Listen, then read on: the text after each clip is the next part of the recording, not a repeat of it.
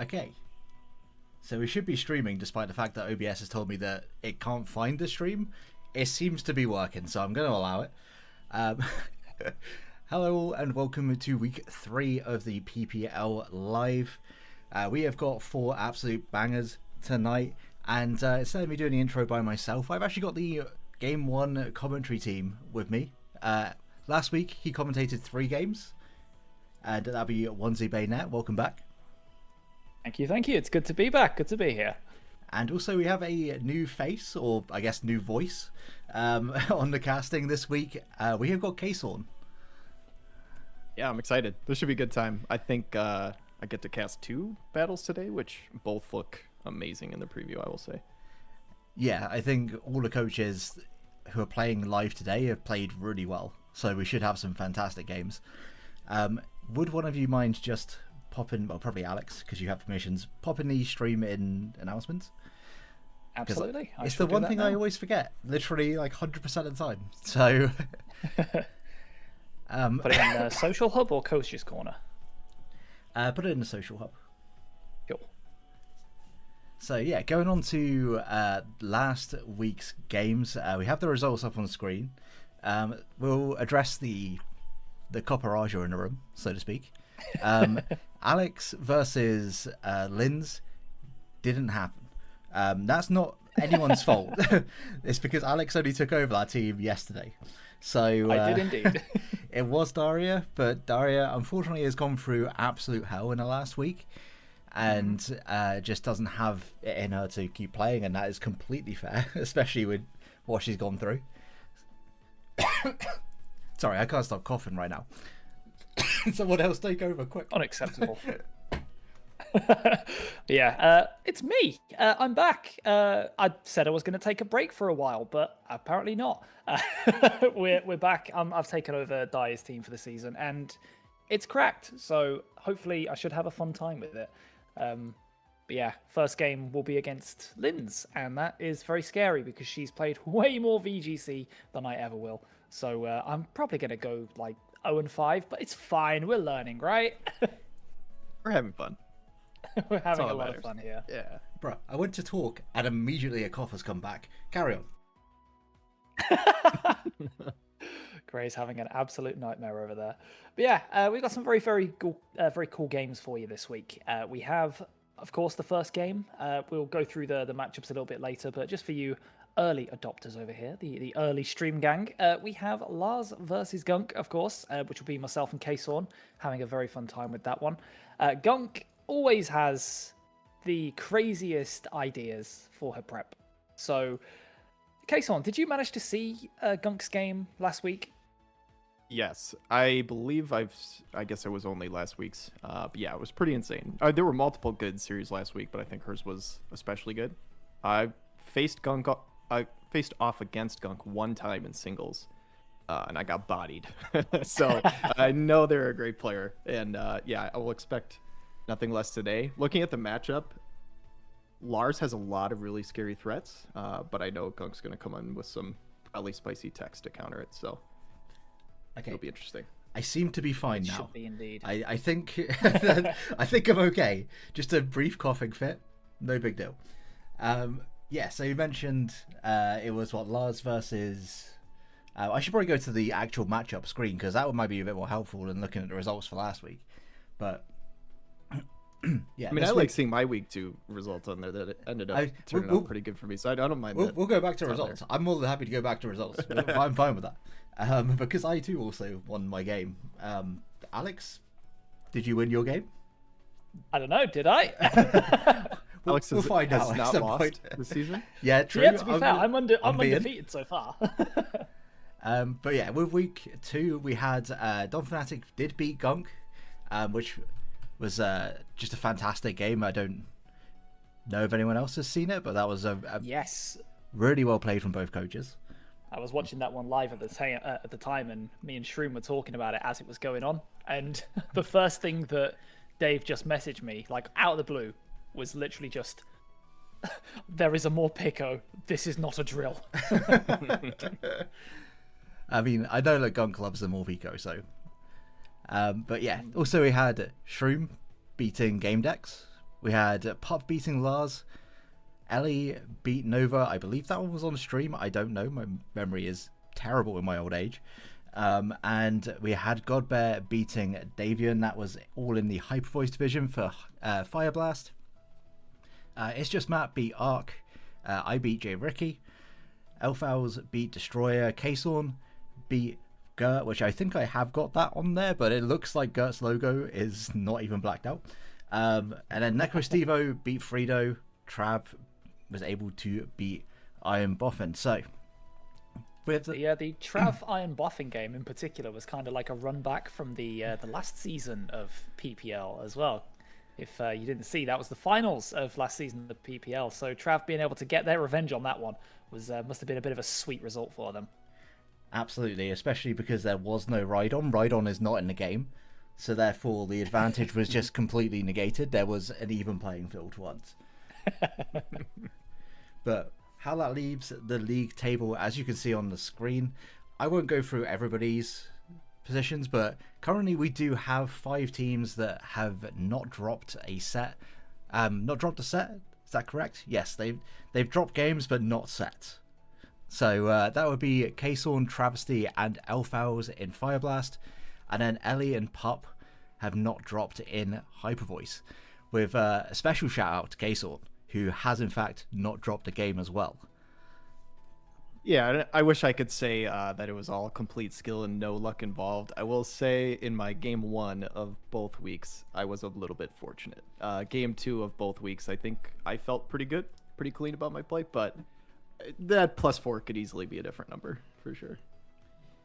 Yeah, I think there's a lot of results here, or a lot of people that could be on a different, like even like the 0-2s could be 2-0, just because of the luck. When you got 2 Pokemon on the field, it definitely changes from like singles where there will be some luck to there is now twice the bullshit that can happen and will probably happen in almost every game. It's inevitable. Mm-hmm. Yeah, I really am enjoying this season though, and I will say with the 5-week regular season, with it being shorter, I do enjoy how high the stakes feel of each game. It feels like every game kind of matters.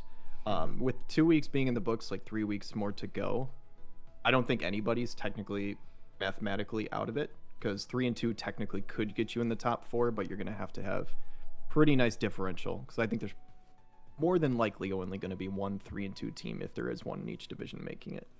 So should be making for some good Pokemon these last 3 weeks. For sure. I think it is mathematically possible for. Sorry, go. Yeah, I would think it is mathematically possible for one team, I believe, to make it with a 2 and 3 record, but it's not going to be easy. Like, it's going to be very close. I mean, it's maybe mathematically possible. It's almost impossible. It's got to be like borderline, because with just the top 4 managing to make it into playoffs, you got to believe that 3 and 2 is really as low as you can go. Once you've dropped 2, you've got to win all 3. And so the coaches that are down in 0 and 2, they're not to be counted out, but they have got a massive hill to climb. Yeah, they've basically got to win out. They've got to win out from here to be able to make it. But I just thought it'd be funny. It is mathematically possible, but it's like incredibly improbable. Yeah, I think you need a lot of 2 and 3 teams. I think to be able to make it at 2 and 3. You'd need like 3 5-0 teams, and then the rest to just be like really really close.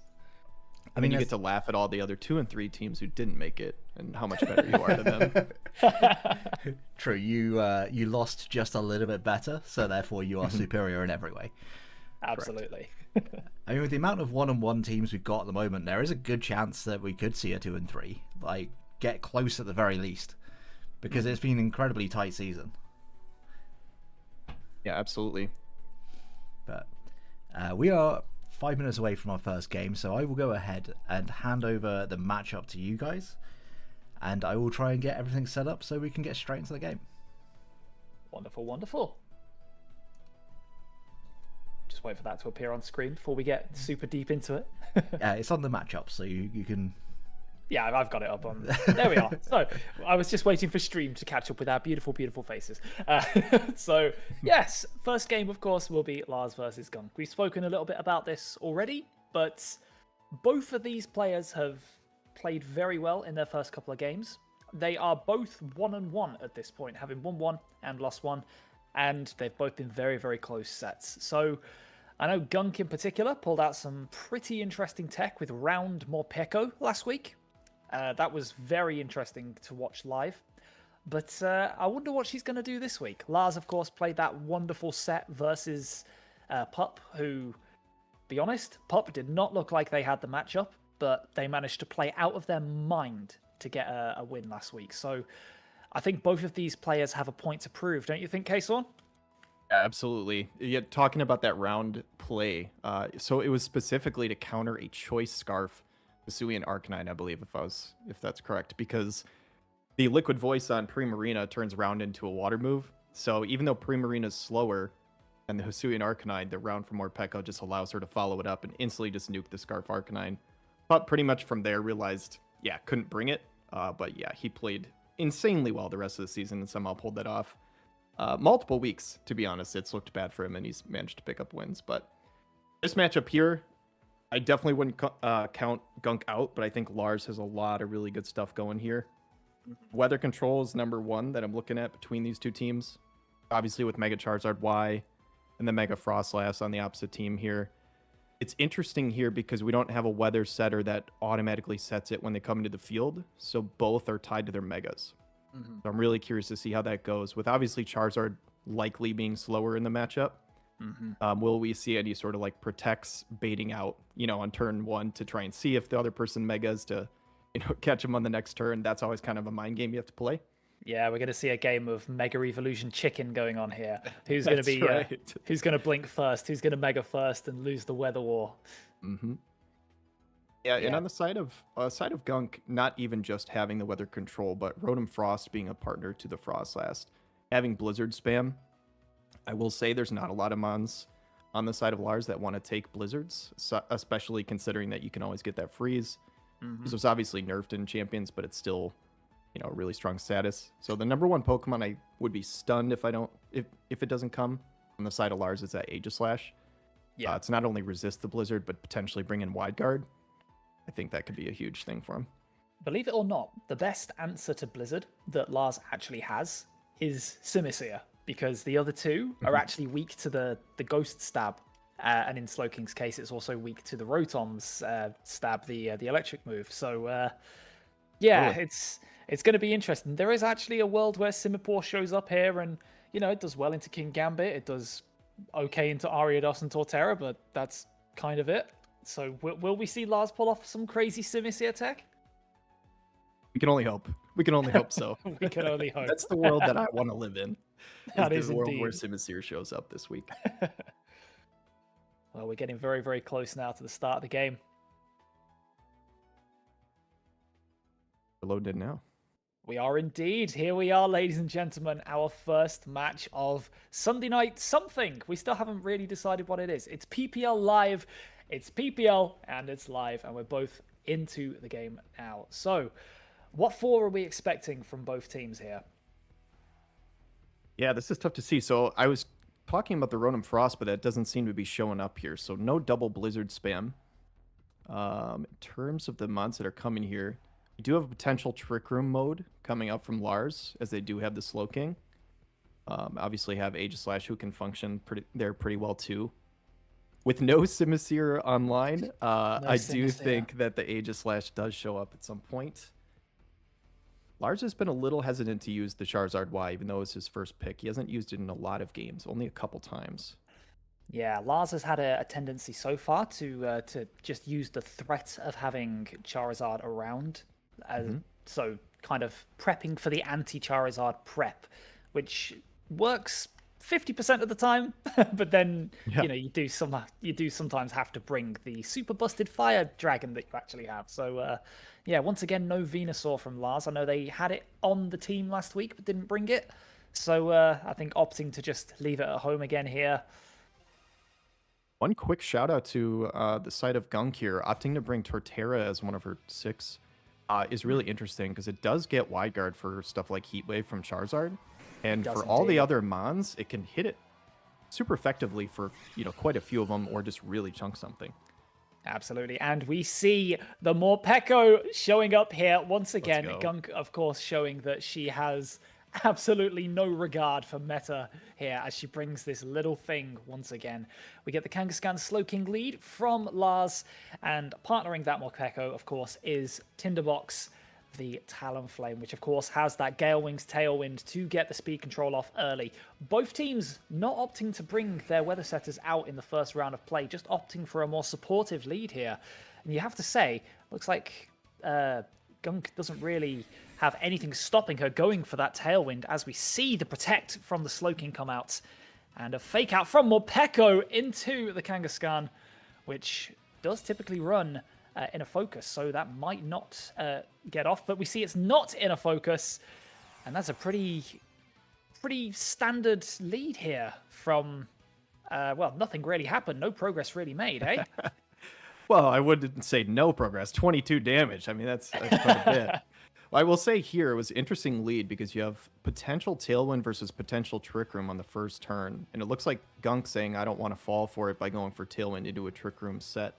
Obviously, both sides do have potential fake outs, so I think the Protect is smart. Just going to swap out the Slowking, though. We'll see what they want to go for here.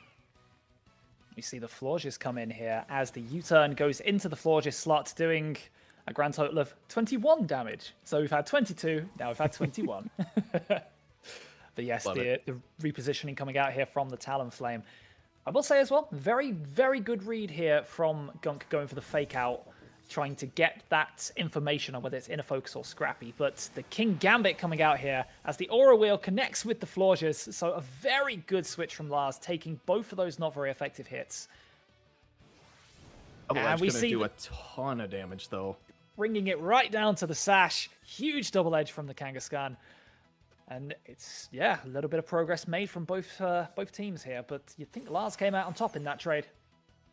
Yeah, absolutely. It's interesting that just looking at the members on the side of Lars's team, it does feel like Trick Room is a mode they want to set up. They don't have the fastest mons here, but King Gambit really does deter that quite a bit, him being slow as well.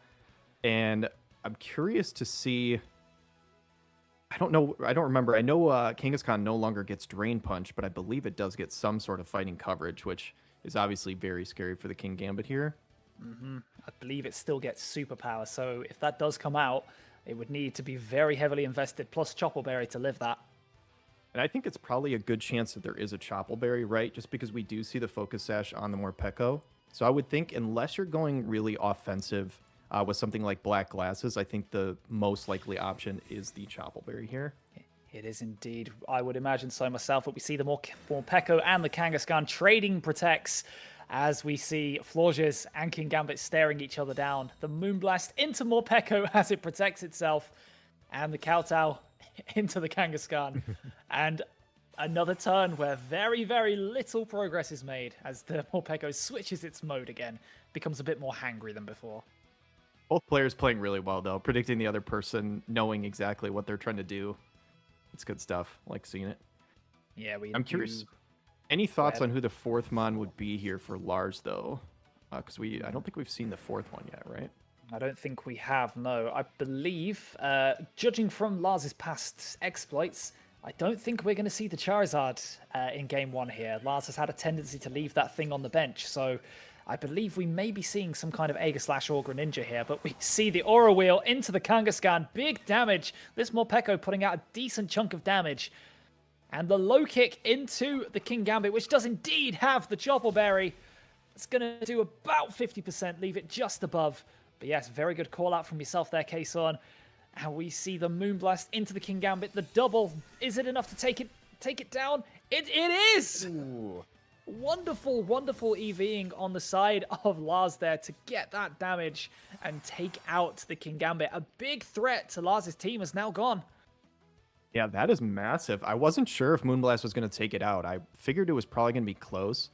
I'm curious to see if this is a really offensive Florges, or, you know, if it's even rocking something like the Fairy Feather to boost up the Moonblast damage. Florges doesn't get a ton of great coverage, but, you know, if they're just saying, hey, the team is mostly weak to Fairy, it may just be Moonblast spamming.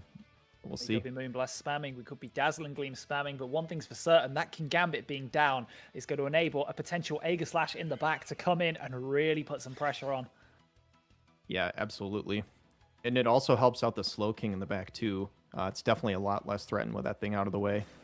Absolutely, but we see the Protect from the Kangaskhan again, alternating attacks between Protects, and the double Protect from Lars, just trying to see what exactly Gunk has here. And we see the Aura Wheel into the Kangaskhan slot, trying to take that thing out, and the Flare Blitz into the Florges slot. So very, very safe turn there from Lars, but helping the Morpeko get its angry on, getting its hanger off. And this actually might be a really intentional move by him now that I think about it, because I believe this now makes Morpeko's Aura Wheel into the Dark type, right? So Florges, if they decide to go Aura Wheel into Florges, is going to take this hit a lot better than they would have if it was Electric. So that may have also just been part of it, saying, hey, you know, I don't want to take the Electric attack here. Besides going to Kangaskhan instead. But ladies and gentlemen, we are seeing a world first here. The first Morpeko to get a KO in Draft League in Pokemon Champions goes to Gunk as the Flare Blitz into the Florges goes in. And that is a huge turn for Gunk there, getting the double KO. Wonderful, wonderful switch up. And now Gunk is really, really on the front foot. Yeah, massive, massive play here, getting a double KO. And I think this really just comes down to what is the fourth mon in the back here. Because obviously Gunk has the speed control. This Morpeko is like the fastest Morpeko you've ever seen right now after these Aura Wheel speed boosts. What is it going to be? It is the Charizard. It is the Charizard. Last choosing to break their streak of not bringing their big Mega in the first game. It typically looks okay into what Gunk has brought so far, but we're down to the final two. We have Charizard and Slowking. What kind of synergy do they have with each other? And my big question right now is Charizard running Protect. We've seen multiple Mons on the side of Lars already click Protect. Does Charizard have it? Because if not, he's going to eat a massive Aura Wheel, and I don't know if he lives that. If he does, it's not by much. So yeah, this is a really interesting turn. And the fact that they have potential Tailwind that they can go for, and Morpeko already has the speed boost, if they do have Trick Room, it could still be something they run, even though Charizard is based like 100 speed. It could be the move. Charizard so we'll see. does indeed have that Protect, so it is going to be able to protect itself from the Aura Wheel. And we see another double Protect coming out from Lars here, they're trying to, as you say, quite rightly brought out last time, they're trying to work their way around type-changing Aura Wheels. And now, of course, it is going to turn itself into the Dark type, becoming hangry once again, meaning that it can't really attack into the Charizard slot unless it has some other kind of electric coverage. Yeah, absolutely. And then with potential U-turn and Dark type Aura Wheel into the Slowking, it's pretty threatened. And Slowking is not nearly as bulky on the physical side as Slowbro. So I don't know if it can eat that double up. We'll see. It might not be able to, but the Charizard here going to finally pop that Mega Evolution here, get the sun up, and potentially fire off a very dangerous Heat Wave here. As we see the Aura Wheel go into the Slowking, it does massive damage, 75% damage to a fairly bulky Mon, and another speed boost. And as you predicted, Kason, the U-turn into the Slowking, taking that thing out and leaving Charizard, I should say, in a 1v3 scenario. The U-turn repositioning going to protect the Talonflame for next turn as well. What a wonderful, wonderful double targeting there. And Belladonna, the Primarina is the final Mon here. The Heat Wave coming out, doing massive, big damage. And the Morpeko finally gets to go down. It deserves a long, long rest. I will say, though, don't quite count out this Charizard. This looks bad on the side here, but if it's rocking something like Solar Beam in the sun, any sort of water damage from the Primarina is still going to be nerfed in the sun. I don't know if it would kill, but if it does kill Primarina, I'm not sure how much damage this Talonflame can really do to Charizard. It depends on its attacks, but we've seen Flare Blitz, we've seen U-turn. Neither one of those would be massive. It's Flare looking Blitz good is still for gonna Gunk, do- but I don't think it's over. Flare Blitz will still do a big chunk to this Charizard, however. It's sun-boosted stab, base 120 attack, coming off of a base 81. But it just opts to go for Tailwind this time. We And see a Psychic Noise. Sorry, go ahead. No, that's fine. I was going to say, I was curious to see if it was going to be Hyper Voice. But Psychic Noise is smart too for any sort of other healing they may have on the team. But it is the Solar Beam. It is Should be a indeed. huge amount of damage on a Prim. And it takes it out from the small amount of health, and now it's going to be Talonflame versus Charizard. Fire Flying versus Fire Flying. Who is the premier Fire Flying mon in the format? Can Charizard even one-shot this Talonflame from here? I don't know. It's going to be interesting. I'm curious to see. I mean, with the Sun Boost, it kind of negates some of that resistance, right? So Talonflame's obviously going to have the speed advantage, but if the best attack it can go for is Flare Blitz, I think Charizard wins this unless it kills in one hit, because it's going to take recoil. It does have dual wing beat. Does it have enough to take it out? Leaves it on 27 health. And what does the Charizard have in the back? It's got the Heat Wave. Can it take it out? It can't! Oh. Wow. Absolutely insane. But here's the... Well, actually, at this point, I think he probably can go for a Flare Blitz and a guaranteed kill. I would not risk the dual wing beat and miss, because that move can miss. But this is kind of looking like Gunk's game here with a Flare Blitz is my thought. Yeah, you would think that Gunk should be able to close this out with a Flare Blitz, and Lars is not going to go for the Protect to stall it out. And game one, ladies and gentlemen, goes to Gunk and her insane Morpeko. Absolutely awesome game one. Yeah, leaving the Mega on the bench, not even choosing to bring it. Just bringing 4 regular mons, saying I don't even need it. Making sense. Honestly, this was such an interesting game because right off lead, it looked like it was just going to be, a Tailwind versus Trick Room. And it looked like it was going to be really in Lars's favor there. But yeah, just opted to go for attacks, never even tried to set up Tailwind. And just pull it off. That was huge.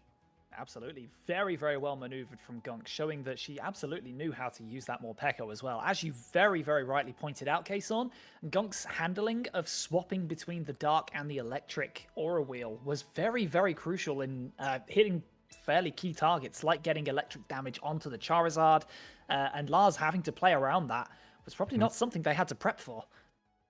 Yeah, I can't imagine Morpeko was first on the list of who he thought he was going to be facing off against this week. But to be honest, looking at the mons that Lars brought, I mean, Morpeko is a massive threat here. I mean, between Dark and Electric, I mean, you're threatening super effective into 4 of the 6 mons here. And an Electric type Aura Wheel certainly is not going to do decent damage even to the Kangaskhan and the Florges. Florges is way more especially bulky than physical, so... Absolutely. What's the here? As we saw in the last game, the Kangaskhan actually went down to the Aura Wheel. So yeah, it's absolutely something that can do big, big damage. But yeah, Lars really has to think about this game a little bit harder than they probably did in their prep now. Curious to see, do they lean into something like Mega Greninja rather than the Mega Charizard here? Just because you do have a fast threat right out the gate, basically. Base 142 speed. Even if you're running modest, you actually outspeed the entirety of Gunk's team.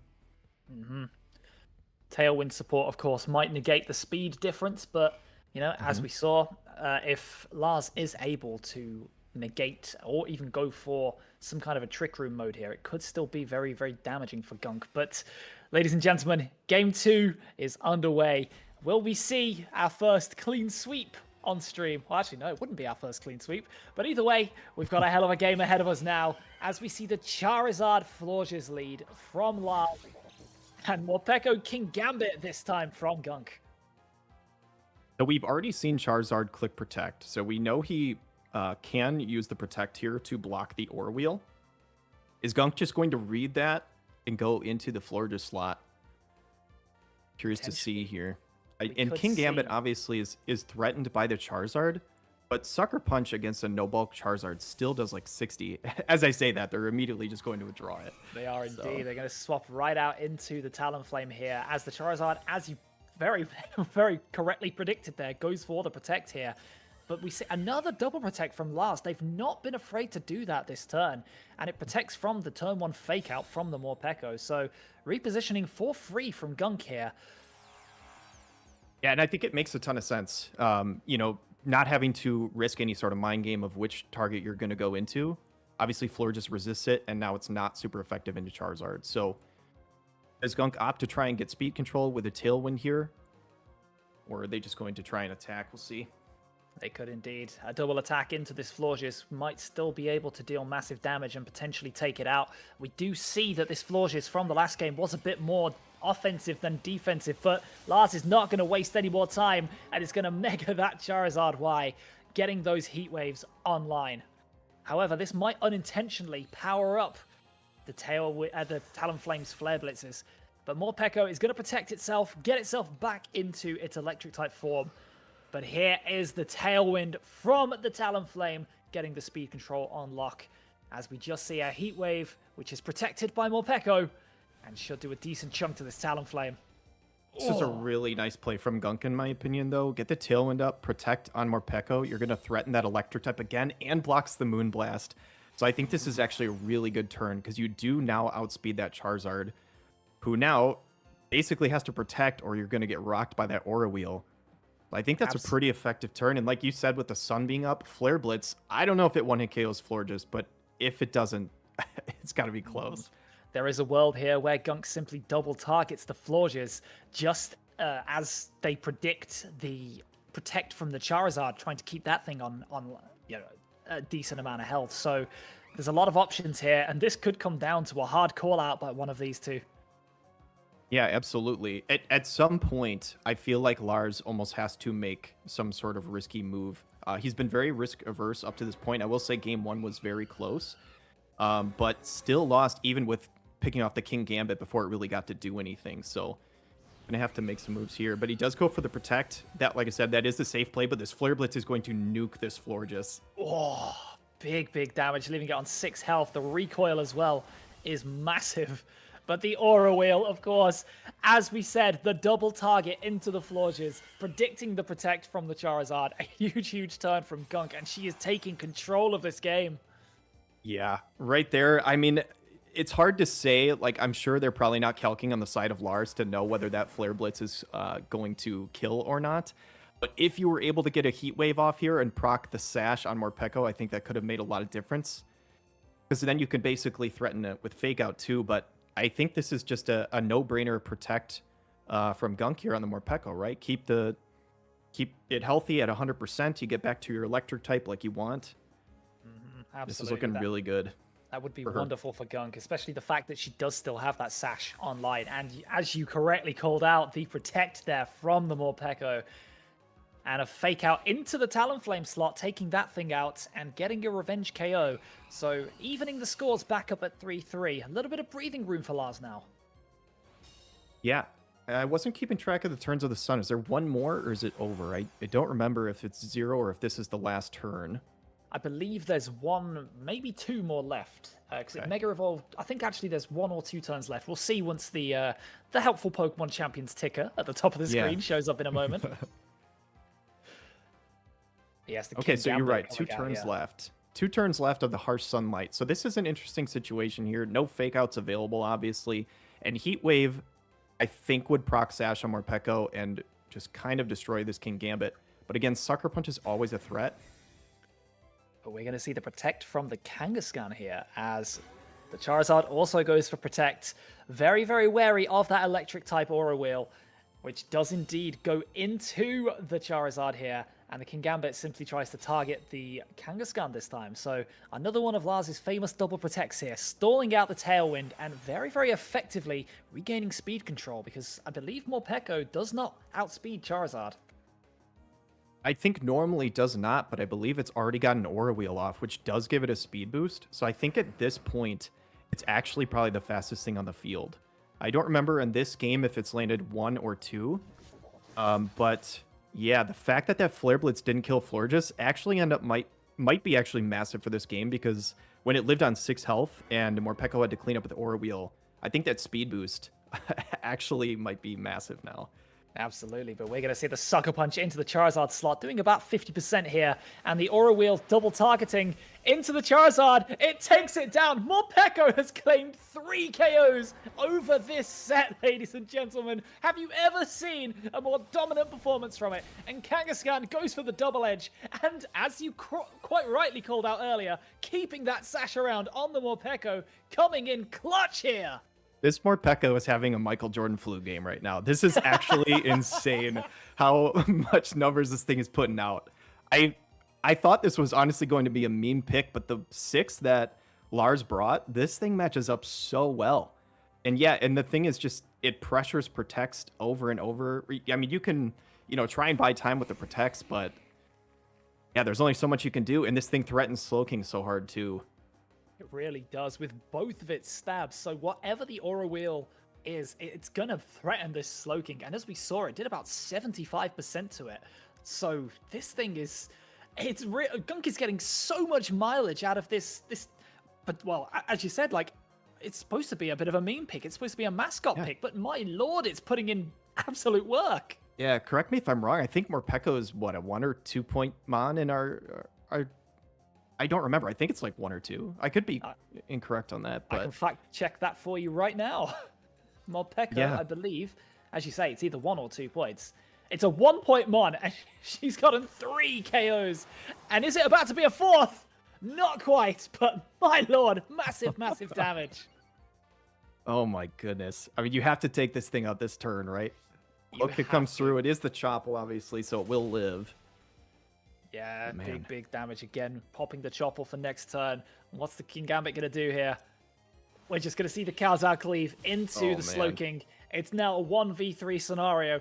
Does Gunk try to do her best to give Morpeko another KO? I have to imagine that bringing the Slowking this week, there was some angle to try and get Trick Room up.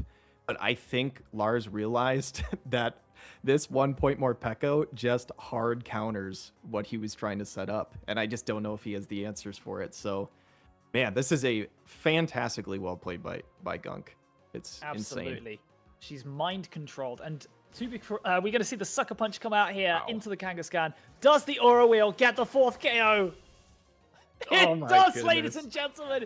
That is your week one, your game 1 for this week's PPL Live. And my lord, where else are you going to see a Morpeko claim 4 KOs? My word, absolutely well played from Gunk. A dominant performance from them.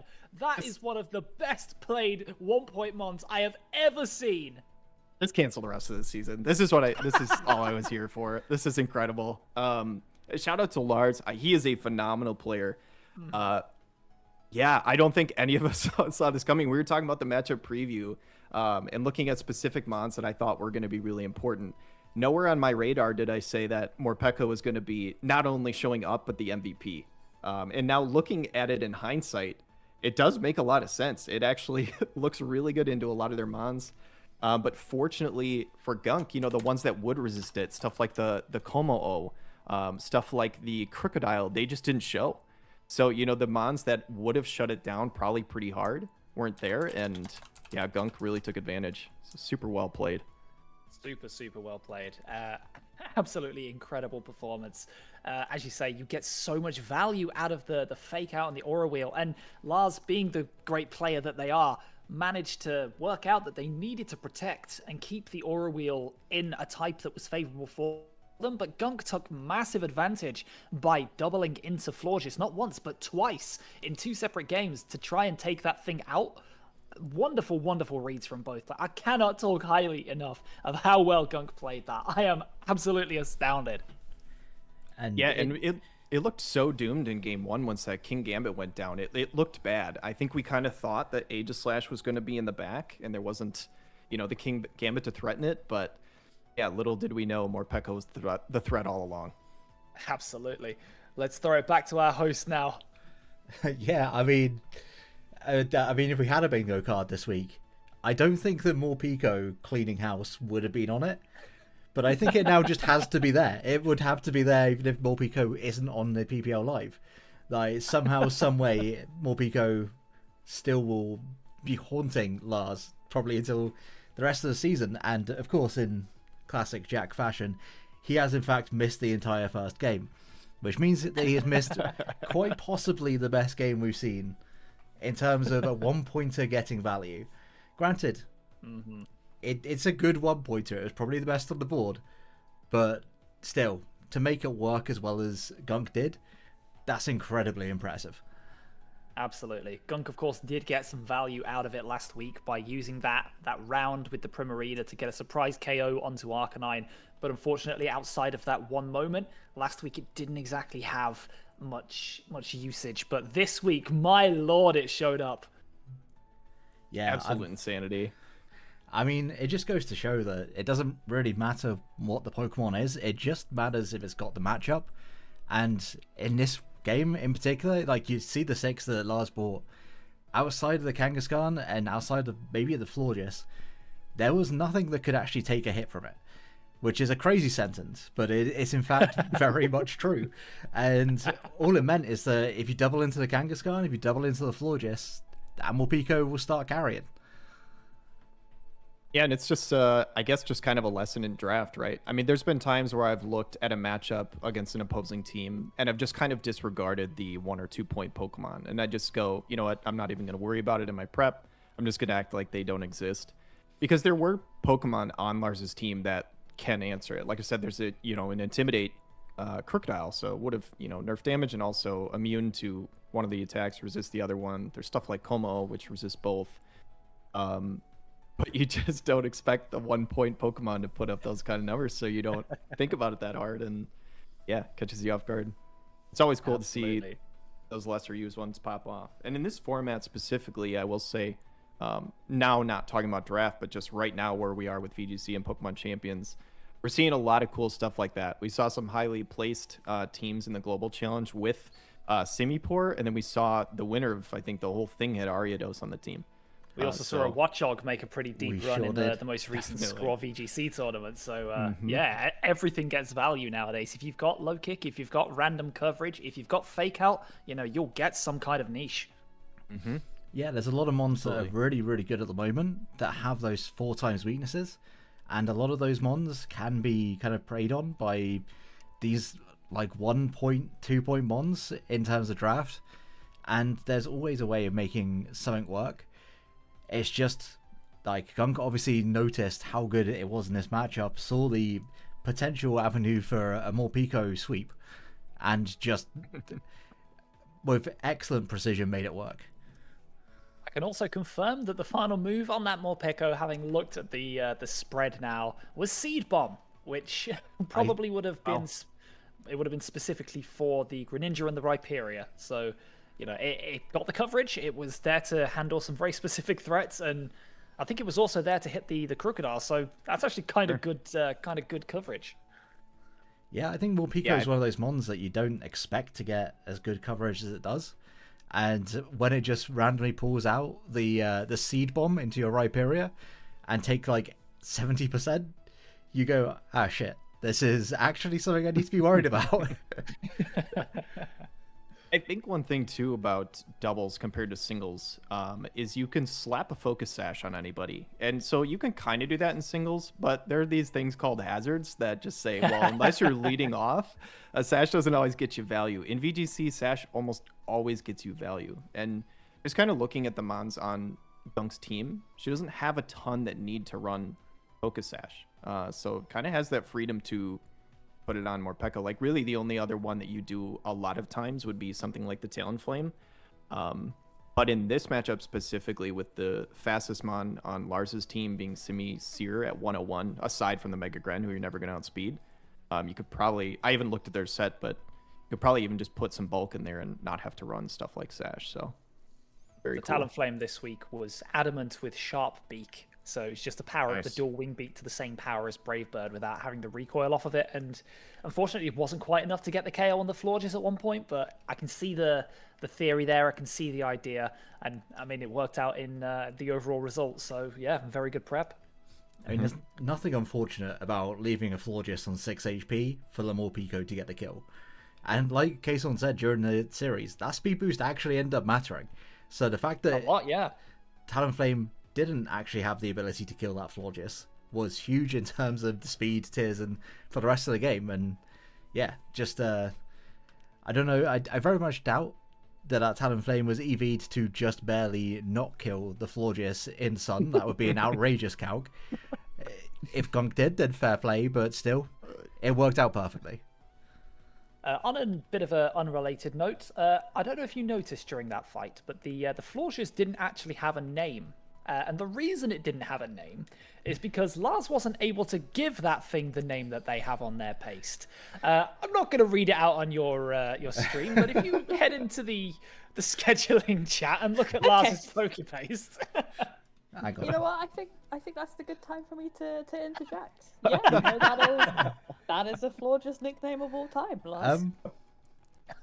Yeah, I mean, it was Ass Blaster for anyone who's wondering. I can't imagine why that wasn't allowed. Clearly, Pokemon Company has just gone woke, and that is absolutely absurd. My lord, it's me. Like, I'm not going to say it on stream. Ass Blaster the Florges. I think we know certainly which got its mon ass was. slapped. I think we know which mon was the real Ass Blaster this week, and it was. Oh, the yes. So. Honestly, the whole season. Give more Pico, please. It deserves its own pedestal on the MVP race. Absolutely. I was so happy to be able to use my 1-point Gourgeist in week 2, and now I'm just feeling really down about myself and seeing this Morpeko pop off with like 4 kills, and now my 1-point mon is just, it's fine. Clearly gotta step it up inferior. now. Yeah. I mean, Step it up, it, man. it puts us all to shame. I don't know how often, if at all, we're going to be able to manage to get 4 kills in a series with a 1-pointer again. Like, I don't think I'm going to be able to manage it. That's for sure. Mainly because I don't have a 1-pointer, but that's beside the point. Well, you had your chance. I did, think and what we- Big Loppity, it was ass. I think the case on briefly touched upon it, but I think what we've all learned today is that don't disregard the 1-pointers, folks, because you never know what's gonna happen in the game.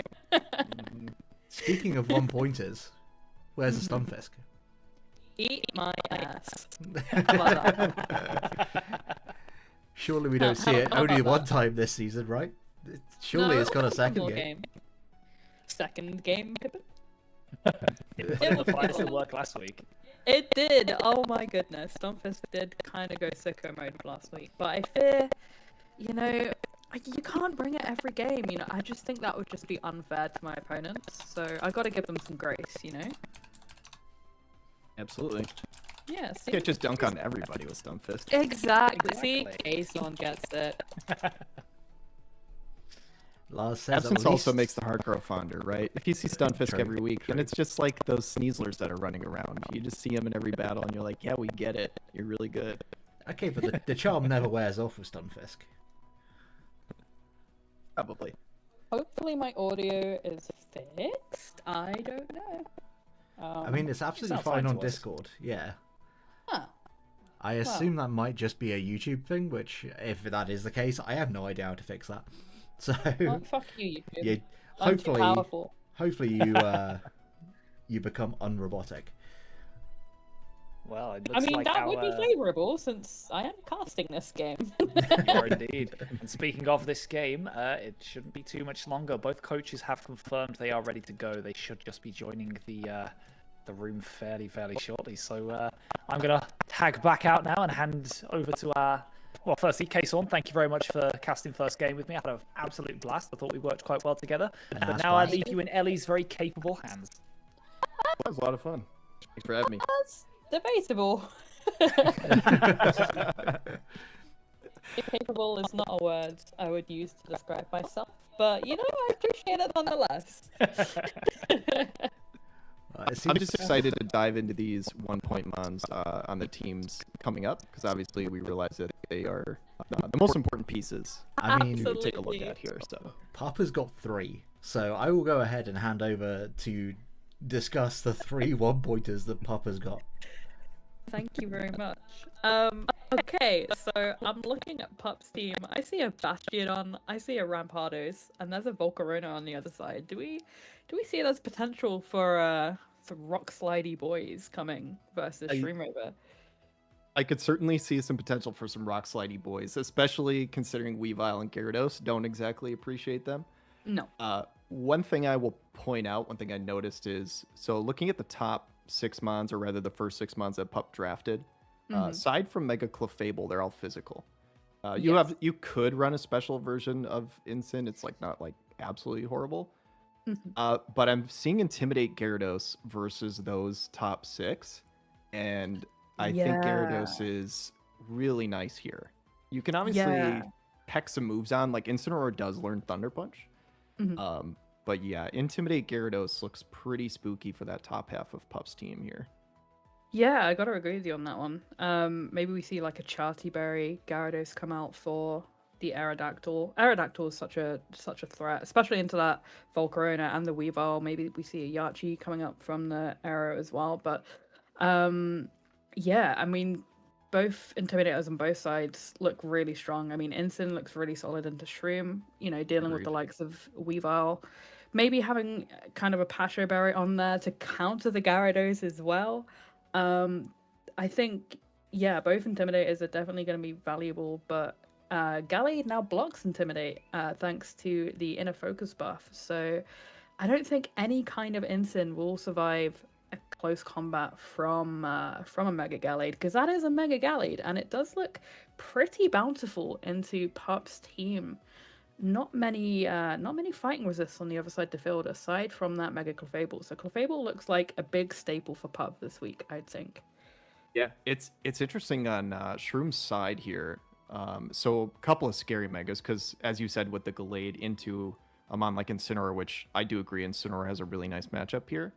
I actually think Mega Steelix low-key is not bad. I talked Yeah. about all the physical mons here. You pair it with an Intimidate. Mega Steelix has a pretty outrageous physical defense stat. Hmm. And the special attackers, for the most part here, obviously the big threat, Emolga, just like Morpeko, immune to the electric type. You do resist the fairy and flying coverage from the Clefable, and immune to the electric from Rotom, steel and psychic from Chimecho. So they're going to have to tech, obviously, fire type moves or something like that, but no, Yeah. really nice special stab attackers to threaten it. So just with like Iron Defense, Body Press, Heavy Slam, I could see Steelix getting in some work here. Absolutely. I mean, we could also see like maybe a curse set as well. Like Mega Steelix does look like it has a lot of use in this matchup. Like you say, like not very many special attackers from Pup's side there to kind of cripple it. You got Focus Blast from the Gengar, but one you have to hit. And then it's the same with Clefable. Like either you give up a move slot to give it Fire Blast or Flamethrower, and again, if you're running Fire Blast, you still got to hit it. And then you've got that other team slot to worry about. So Mega Steelix does look like it does look tough to break. So that was a good spot from you, Mr. Kason. Good spot. I appreciate it. The curse is actually a pretty cool shout too, because it might put it over the edge to pick up certain kills with Heavy Slam. I was actually just running some calcs like before this, taking a look at this matchup, and with like Gengar, Mega Clefable, stuff like that. If they put enough bulk in, they can live a Heavy Slam, but they're not living at +1. No. So yeah. Yeah, I think that'd be very optimistic to live a +1 from the Steelix. I mean, just its stabs in general look really strong. Like Steel Ground looks very threatening into Pup's team. So it's going to be interesting if we do see that Steelix come, how Pup is going to navigate through that. And talking about maybe potential leads, Pup does have the Palafin, and Shroom might be able to abuse that nicely. Maybe we see like a substitute Dragapult this week, or just substitute in general. When you come up across Palafin in draft, I think it's very easy to kind of take advantage of because it's so telegraphed as a lead. So it'll be interesting to see what both teams lead with this week. Yeah, I completely agree. I know some people have talked about whether or not Incineroar is on Fraud Watch and Draft. I actually drafted Incineroar this season. I used to think it was a fraud. I did do a VGC league in Scarlet and Violet, and I thought it was fraudulent. But with the removal of Covert Cloak and Clear Amulet, I actually think it's in a perfectly fine spot for draft. That being said, Palafin, I actually agree. I do think is a bit fraudulent because its coverage is just not ideal. There's only so much you can It's do not there. got all the tools it needs, especially with not having things like punching glove or assault vest. Like even choice band, like it relies so much on those held items to get more value, in my opinion. Like I think the best set, I guess, would be like Lefty's bulk up, and even then in VGC that's so hard to get going. So it'll be interesting to see what kind of value Palafin will provide for Pup. not only in this set, but just in the season in general. Yeah, and I will say the first couple weeks, just in terms of matchup and like what was brought for the 6 months on each side, I genuinely thought Pup was at a disadvantage both weeks and believe won both games. So, I mean, he's a phenomenal player. If anybody's going to figure out, it's him. I think his team has really nice synergies, like as a whole, but the matchup to me looks a little Shroom favorite. I'm curious to see how it'll actually end up, but I do have to agree with you on that one. I do think Shroom has the matchup, but we're going to be transitioning over to the game. Both of our coaches are ready, and what do we see on the lineup? We see from Dave's side, he's rocking Dragapult, Gyarados, as we mentioned, Mega Gallade, Weavile, Alolan Raichu makes an appearance, and the Mega Steelix. So both Megas make an appearance on Dave's side, and Pup has brought the Rotom mode. The Rampardos has come to play. wow. Scizor, Mega Clefable, Gengar, and the Aerodactyl. Wow. No Palafin. So I'm honestly not surprised to not see Palafin. I think with Intimidate Gyarados on the other team, it's just so hard for Paladin to get anything done. Rampardos is cool though. I'm very curious to see if Pup is going to try some sort of Trick Room angle, but if he does that, you know, Mega Steelix is just waiting for that. So I don't It's know. almost like Steelix is here to almost counter the Trick Room mode. So Pup, if he has brought it like you say, he does have to be wary of that. Yeah, this is the only Trick Room setter on Dave's team, I believe, is Mega Gallade. And just with how fast his team is, I don't think that's an angle they're going to go with. So I think that's a great shout. I think Mega Steelix just says, all right, you know, if you want to set Trick Room, go for it. But I'm just going to be faster and try and hit you. So, All right, so Pup and Shroom ready to play. What do we see from the leads? We see Gengar and Rotom come out from his side, and then Surfing Steve and Weave Austin. Shroom Raver, your nickname game will never cease to amaze me. nickname game on point for sure. So obviously Weavile's got fake out pressure here. Could go fake out into Rotom, but obviously just pressuring Gengar as well. Yeah, Gengar isn't it's not in a great spot on the lead, is it? You know, threatened by both ones on the field.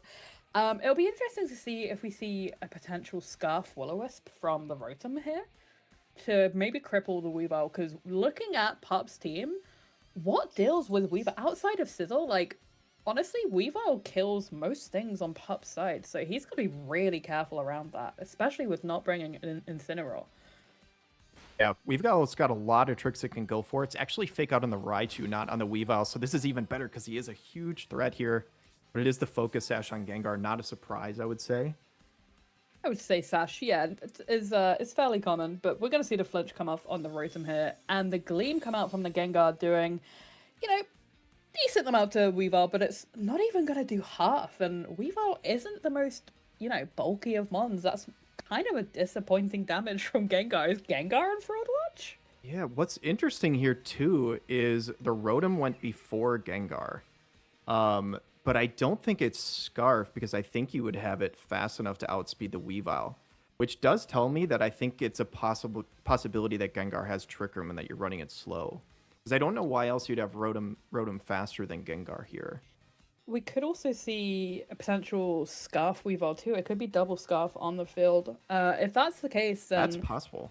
Yeah, if that's the case, then Weavile honestly either gets a free KO here or can just remove that speed control from the Rotom. But we're going to see a swap from Pup here into the Clefable, knowing that he's threatened by that knockoff, of course. And it's going to go into the Rotom slot, removing that Troy Scarf. So it is Scarf Weavile.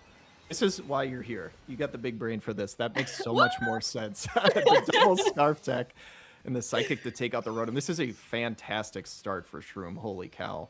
Yeah, he is in a very commanding position right now, but now that the Clef is in, Scizor is out, Weavile absolutely does not want to be here. I think Weavile's got to get the heck on out of dodge. So it's going to be interesting seeing what Shroom has in the back here to reposition here. But Clef getting in for free is nice, because it now can threaten both mons on the field. You know, Raichu isn't particularly bulky, so Gleam is still going to hurt it, you know, and doesn't necessarily have to Mega in front of the Scizor either. Or in front of the Raichu either, sorry. And Sizzle's looking in a great spot too here.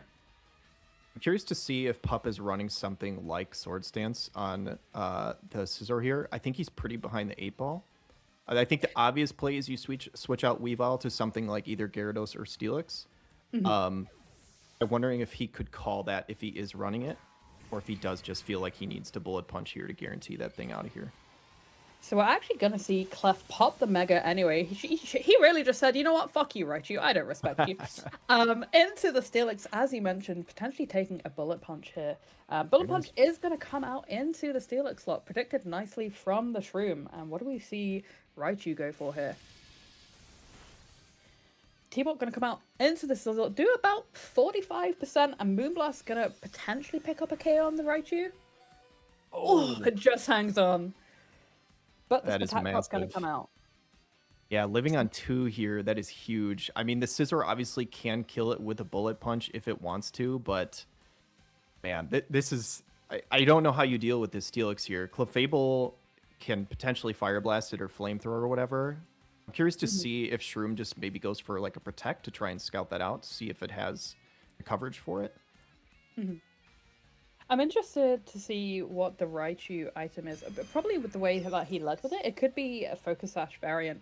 But a lot of value from this Raichu on the field right now. And it's threatening the Clefable on the other side nicely, which is pretty crazy. Steelix is going to pop that Mega, of course. What are we going to see? Are we going to see any Protects this turn? It's actually going to be the incoming Protect from the Clefable on Pup's side. And yeah, he's going to opt to take out the Raichu, knowing that, you know, Clef needs to be protected. Clef is going to be putting on, I'd say, the majority of the offensive pressure here. Yeah. I mean, Gengar definitely can do some damage to the Steelix, but you're certainly not going to one-hit KO it. There's Dragapult in the back. I do agree with you. I think the Sash makes perfect sense on Raichu. The only other Mon that I think you'd even consider it on here would be Dragapult, since we already do know that Weavile is Choice Scarfed. Yeah, this is tough.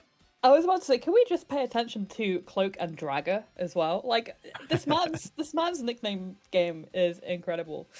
I saw that in a previous battle, and that is probably one of my favorites I've seen all season. It's amazing. Trebuchet as well from Jack as well is a stellar nickname on Dragapult. So for those wanting to run Dragapult on ladder, you've got some inspiration now. But this Steelix looks pretty hard to take down, but the Fable's going to sacrifice itself, which is interesting. She's going to go for the follow me as Pulp goes for a tasty Shadow Wall here, not doing nearly enough damage. Sizzle gonna nearly take out the Dragapult. We see it's Caseberry. Okay, interesting. For the Gengar here, with that heavy slam, goodbye Clefable. And yeah, the follow me is interesting. It does make me wonder, does Pup not have fire coverage for this Steelix on the Clefable? Because if he doesn't, that is pretty concerning based on the mons that he brought, I think. I think he is going to have a tough time dealing with them. He may have just predicted something like a Will-O-Wisp coming out from the Dragapult or Flamethrower, and maybe trying to pull that over. But yeah, this game one, I think, looks pretty cooked for him, unless he's got something up his sleeve. I think we could see a potential Sucker Punch from Pult if, you know, it's not going to be the case. Bullet Punch is going to come out and take out the Pult. There is one play he could make here, which is Destiny Bond, which would be huge, but he doesn't go for it. He goes for the Shadow Ball. I was going to say that's, I think, the only thing that could get him out of it. But Ops go for Bullet Punch, Fire Fang into the Sizzle, beg my pardon, and it's not going to take out with the Orca Berry. Great prep from Pup's behalf. Is it going to snag a burn? No burn on the Fire Fang. So Sizzle, you know, Bullet Punch still looking extremely threatening into Shroom over here. And Weavile's going to come out. Hopefully it's going to be an Ice Shard range, because if it's not, you know, that's going to be Fake Out into the Sizzle slot coming out. Gengar as well, like, is threatened. I think to take out the Steelix, if you have the Focus Blast, I think you've got to go for it here. Did Pup pull this back? This is actually insane. If, Bullet Punch threatens the Weavile, we know it can't protect because it's Choice Scarf. If Gengar can kill with a Shadow Ball, I think Shroom might have made a mistake going into the Scizor instead of the Gengar, because the Scizor does not threaten the Steelix nearly as much as Gengar does. This is crazy. Pup might have pulled this out of nothing. Absolutely crazy for Pup to turn us around. It's going to take out the Steelix with a critical hit, and Pup is going to snack the game 1 here. Wow, not how we thought that outcome would go. So Shroom's definitely going to make some adjustments going into game 2. But yeah, beautifully navigated by Pup. I think a little bit of a misplay from Shroom, like you say, but he found out that information with the Okaberry on Sizzle. I think maybe his thought process was, if I can eliminate the Sizzle, then Weavile can come in and deal with the Gengar. But yeah, great prep from Pup, bringing that Okaberry to live that Fire Fang.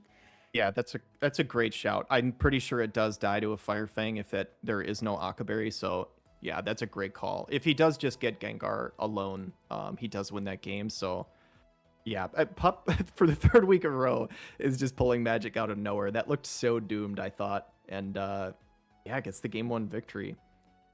It just goes to show that, you know, whilst you look good on paper, you know, anything can happen in a set here. So yeah, commanding positions from both coaches, but Pup just snuck in and took that game 1 by everyone's surprise, I think. But here we are going back into game 2, and I wonder if we'll see any adjustments from, you know, either coach. Maybe we see a Gyarados appearance here, because that Sizzle was a big threat into Shroom.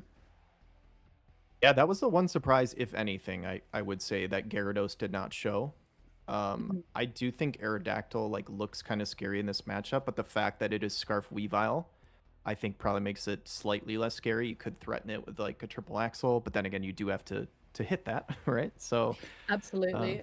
I mean, even depending on what Shroom clicked there, people are mentioning in chat, if that was an Earthquake coming out from Mega Steelix, that critical hit on the Shadow Ball matters so much, because we saw that it wasn't a 2-hit KO, and Earthquake, with, you know, the range of both mons that they were at, that would have snagged up a double down, you know, swinging the set into Dave's favor. So we'll have to find out after the game whether or not he was rocking Earthquake and whether or not he did click it that turn, because that is quite a tough critical hit to happen on the last turn of the battle. yeah, that's a great shout. I didn't even look at the HP numbers. I was thinking that it was going to drop to another Shadow Ball, but didn't even realize it was a crit, so that could be massive. Yeah, crazy unfortunate RNG if that's the case for Shroom River. We know that he is quite unfortunate in RNG's turn, but we're actually going to see an appearance from Rampardos, which I'm incredibly excited about. Are we going to see Trick Room come off from this Clefable here? Yeah, interesting, because this puts them in a weird position. Do you fake out the Rampardos because of the, you know, rock type attack being threatening? Do you fake out the Clefable to stop Trick Room? It's yeah, it's a tough decision to make. Either, you know, you fake out the Rampardos to protect your Weavile for a turn, and then you risk dying to a Moonblast, or then, you know, if you don't fake out the Clefable, we could see Trick Room come out here. So definitely a difficult decision for Shroom River on this turn 1. Part of it might come into play, you know, what do you have in the back, right? Because if you have Mega Steelix in the back, you're not nearly as afraid of the Trick Room. Mm-hmm. But if you don't have it in the back, this does look pretty terrifying. So It's actually going to be a double protect from Pup's side, scouting what Weavile wants to lock itself into. I think that's, you know, I think that's fair. You know, maybe scouting for the low kick, but it's actually going to be a triple axle that it's going to be coming out here. And, you know, from memory, Rampardos has a paper Spadef stat, so we could see a double attack into Rampardos in this next turn from Dave. yeah, that is very possible. I don't know what other item you'd run on hit. There's a couple other items you could run, right? You could go something like White Herb if you're worried about the Intimidate. Mm-hmm. But yeah, I think Focus Sash is potential an item, but, you know, if you're locking in a triple axle, that really doesn't matter either. No. But As chat's saying, we could see a Follow Me come out from the Clefable here, and that is exactly what's going to come out here. Leaving Rampardos on the field to kind of do what it wants. Triple Axel going to come out and do just under half to this Clefable, so very defensive Clefable. And is it going to live the T-Bolt as well? Letting Rampardos kind of do what it wants this turn. Beautiful. Rock Slide is going to come out! My goodness, that is a dead Weavile, and it is Sash on the Raichu. So Rampardos is just built different. Doing that is not a super effective hit into the Raichu. That is a spread move, Rock Slide, just absolutely crushing that thing. Yeah, that is pretty insane. And it is interesting. So opting not to Mega the Clefable, likely because of the Follow Me, obviously, if you triple Axel into it, would have just nuked the Clefable. So smart move not going with the Mega since you were clicking the Follow Me, as it would have just taken out your own Pokemon. Yeah, brilliant usage from Pup there. Preserving that defensive taping, as you say. But yeah, Dave's in a tricky spot here. We've got Gyarados here coming up online, and we have seen Protect from the Rampardos. Dave's in a tough spot. Whilst it is at -1, we didn't see a White Herb proc, I don't believe. This Rampardos is still a threat. Shield Fills boosted Rock Slide into a weakness at -1. It's still going to do a lot, but he's going to preserve the Clefable. Go out into the Rotom. Yeah, and this is not what Shroom wants to see at this moment. This is one of the only mons that looks really good into Gyarados, so... Thunderbolt going to come out and not do too much to the Rotom here.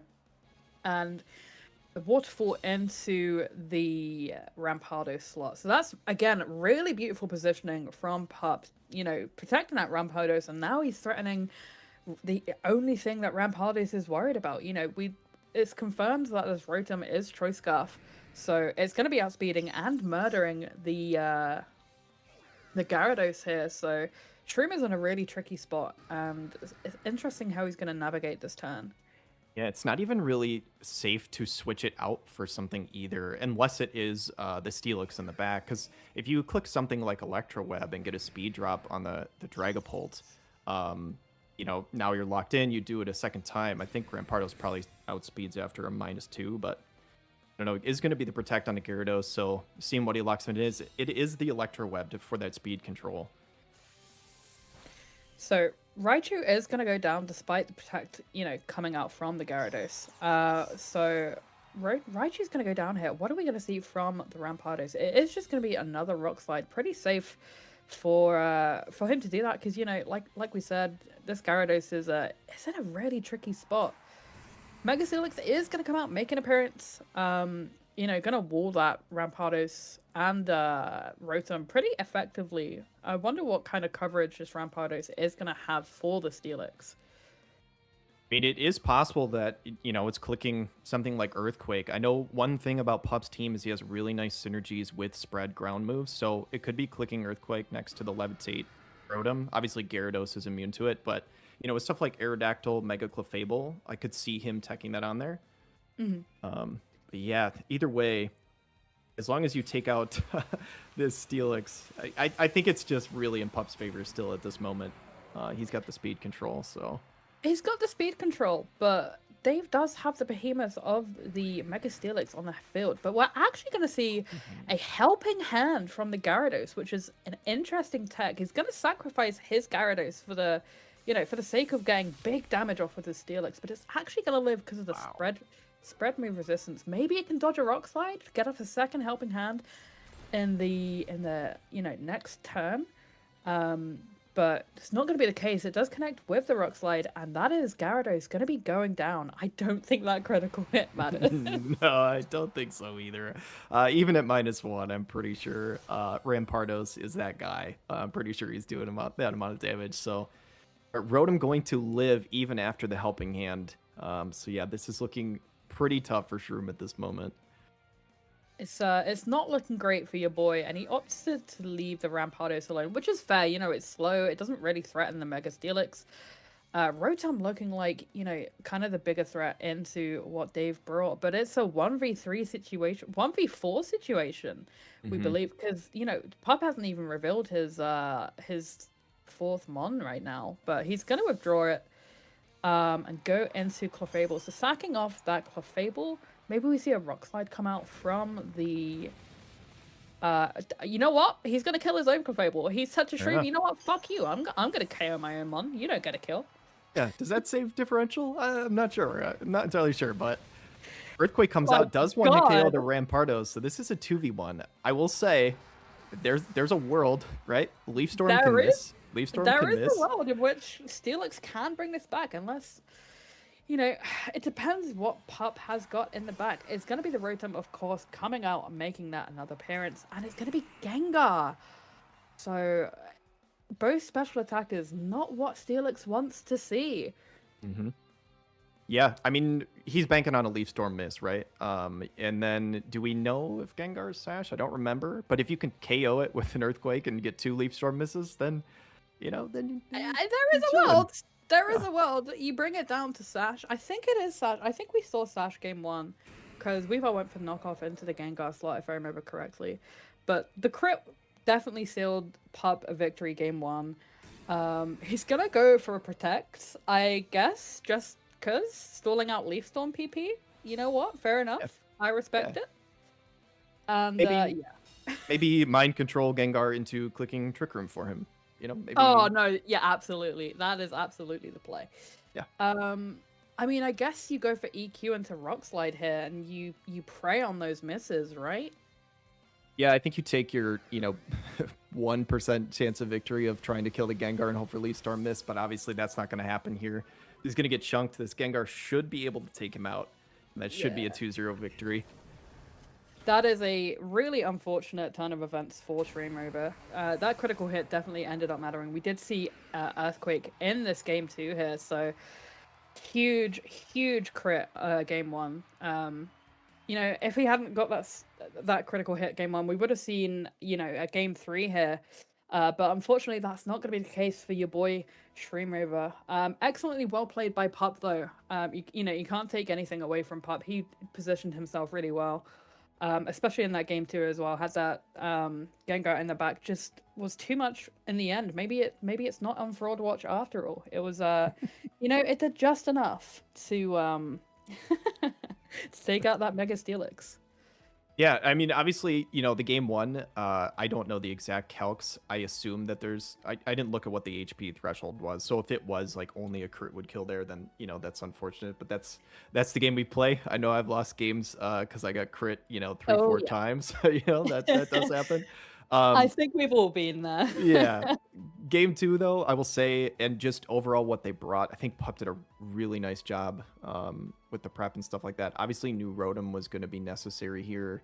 The Gengar, just bringing special attackers, realizing how big of a threat Mega Steelix was, because, we kind of talked about it in prep, but just looking at that matchup, yeah, like in certain situations, that Mega Steelix is just kind of unkillable. Like, you need to have special attackers, and it looked like Mega Clefable didn't have the fire type attacks, so yeah, crazy series. Game 1 was super close. Game 2 not quite as much, but yeah, it is a shame. It is a shame we didn't get to see a game 3, because I would have loved to have seen maybe Mega Gallade make an appearance too. But yeah, very unfortunate luck for Streamrover in the game 1 there. But it's like you say, it's the game we play. Unfortunately, RNGesus was just not on Dave's side today, and Pup just had a very commanding game 2. Sometimes that's just how it goes in VGC. It's such a shame because Shroom obviously is a fantastic player. Same to Pup as well. Both coaches, phenomenal players. So it's just interesting to see. I can hear myself echoing. I need to shut my door. I'm sorry. That's because I just unmuted myself. Okay, welcome back. What were your thoughts on that series, Jack? I mean, that was an incredibly close game. Like, game 1, the crit was huge, and I know that's going to be tilting as well going into game 2. Because Dave was in a position where EQ would have just taken both out. I don't think there was any world in which the Sizzle would have taken out the Steelix without that crit. So, it was tough. It really did come down in that game 2 to whether or not Dave Pup bought a Gengar, because if it was pretty much anything else, there's a chance the Steelix could have maybe done it, but it would have been tough regardless. Like the 1v4 is never a situation you want to be in, that's for sure. But Steelix, it did its best. It really did try. It tried to make up for game 1 where it decided to get crit. It was entirely its own decision. But just a very unfortunate last turn for Streamrover, like we said. But it was just a very dominant performance in game 2 from Pup. So overall I think both coaches played well. Obviously Dave got very unfortunate with the hacks. I would have loved to have seen a game. I think we all would have loved to have seen a game 3, to be honest, for and sure. what kind of adjustments they would have both made. But Speak of the devil, Dave is here. You know what, Dave? How are you feeling about that set? Hello. You're welcome. I mean, well, what do you say about that game? First, hats off to Pup for sure. I mean, the man's 3-0 for a reason. He's been absolutely crushing it Absolutely, lately. yeah. Like in the whole of the Scarlet Violet meta, he was crushing it. He's doing exactly the same here right now. Like that game too, I got completely outplayed in at every turn. I don't want to rub salt in the wound, but it was a very commanding position. Oh yeah, absolutely, yeah. I'm not happy about game one. I don't think many people would be. I clicked Earthquake. Oh, poo! Well, that's things you hate to hear. It happens, you know. I mean, at the end of the day, what can you these things? They happen. There's always going to be times where that happens. Like, I'm sure everybody in this call and most people in the chat have both been on the giving and receiving end of that kind of stuff. Like, absolutely. I'm not going to take anything away from Pup in that series. Like, great team, not the stuff I was expecting. Love seeing Rampardos get some action. Yes. I was prepped for some very different things. I had some things and some stuff. I was really hoping to see the Trick Room core coming out. I was really hoping to see the big Trick Room offensive Mega Chimecho and Diggersby, so that Alone and Raichu could skill swap the Mega Chimecho and make him kill his own Chimecho with Earthquake. Oh, that would have been phenomenal. Oh my gosh, that was what I was hoping for. That's some heat. That didn't quite pan out, unfortunately. There were moments in that game where I do I skill swap something? Like, do I do it just for the heck of it? Nah. But yeah, fucking crack. Like I say, not taking anything away from Pup. He built a really strong team going into that one. I wasn't overly confident going in, but I was like, there's always a chance. Like, it can go either way. But nah, he played very well, deserving winner. I think one of the biggest things I admire about you, Dave, is just your ability to just throw your hands up and say, you know what, fucking fair play.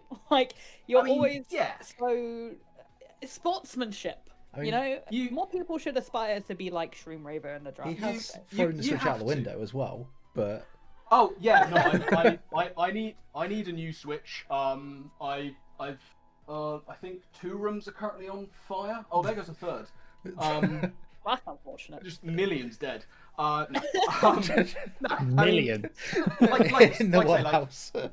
Sometimes these things happen. It's the game we play. It's what we all signed up for. There's no point getting all sort of super salty about things when they happen. There's nothing you can do about it. And I know that Pup was not playing for that. It was his out, but he was always going to be clicking Shadow Ball there. It was the only it's not like he was going for flinches or whatever, intending on whittling me down. Shadow Ball arguably was his best move, and you hope for the crit, and sometimes you get it, sometimes you don't. He happened to get it this time. And so I had to go back and look because I was really curious because I wasn't sure how much the first Shadow Ball did. So so that everybody knows. So the first Shadow Ball did 76, and basically you were sitting on 93. So obviously I don't have your spreads and stuff like that, but I don't think the range is going to be quite that wide. So no, I was built to take 2 Shadow Balls. In fact, it was one of Mega Steelix was built to take a bunch of different hits. It was able to take an Adamant Mystic Water Wave Crash from Palafin, or it could take 2 Adamant Close Combats from Scizor, or it could take 2 Shadow Balls from the Gengar. There was something else in there as well that it was able to take. So it was actually a very last minute addition. I added this about 15 minutes before the game started. It's just such a shame that you lost game 1 as you did, because both Case One and I discussed the matchup, and Mega Steelix looked very commanding. But Pup adjusted, and he realized he needs to bring special offense and able to kind of chunk it down, and special offense kind of did what it meant to do. It certainly did win the day. It certainly did win the day. Unfortunate. Ah well, back to the drawing board. Up took my move of the first 2 weeks of getting just a little lucky in the first game. And then the second game can be clean, but the first game's like, we just need a little RNG on our side. So. Sometimes you need it, sometimes you need it. Well, props to you. It was a very fun series. Thank you guys for having me on here, by the way, too. I think I'm done casting for the day, but yeah, this was a lot of fun. Your casting debut has been absolutely phenomenal. Can we get a W in the chat for Queso? Absolute dub. It's been an absolute pleasure, man. You smashed G1 with me. Really enjoyed that. Yeah, it was a pleasure casting with you as well. Very fun. Thank you. But I'm also going to head out as we head into Game 3 shortly. I'm sure our casters will be discussing the matchup. It's going to be me playing on stream again, because I guess you guys just can't get enough of me, huh? Apparently not. Thank you so much for having me for Game 2, and wish me luck in Game 3, fellas, because I'm going to need it. It's going to be... Have a lot of good fun. Oh, thank you. Thank you so much. Goodbye, everybody. Laters. I'm also going to exit. Thank you guys for everything. Appreciate it. All right. And good to have you good on, luck man. to the rest of the players. Should be fun. Catch you later, man. All right. Stay up. And then there were 3. Yes, there were. Right. So yes, I believe this one is supposed to be yourself and a very new face to the casting scene, Travesty. Not sure if they're around yet, but yeah, should be interesting.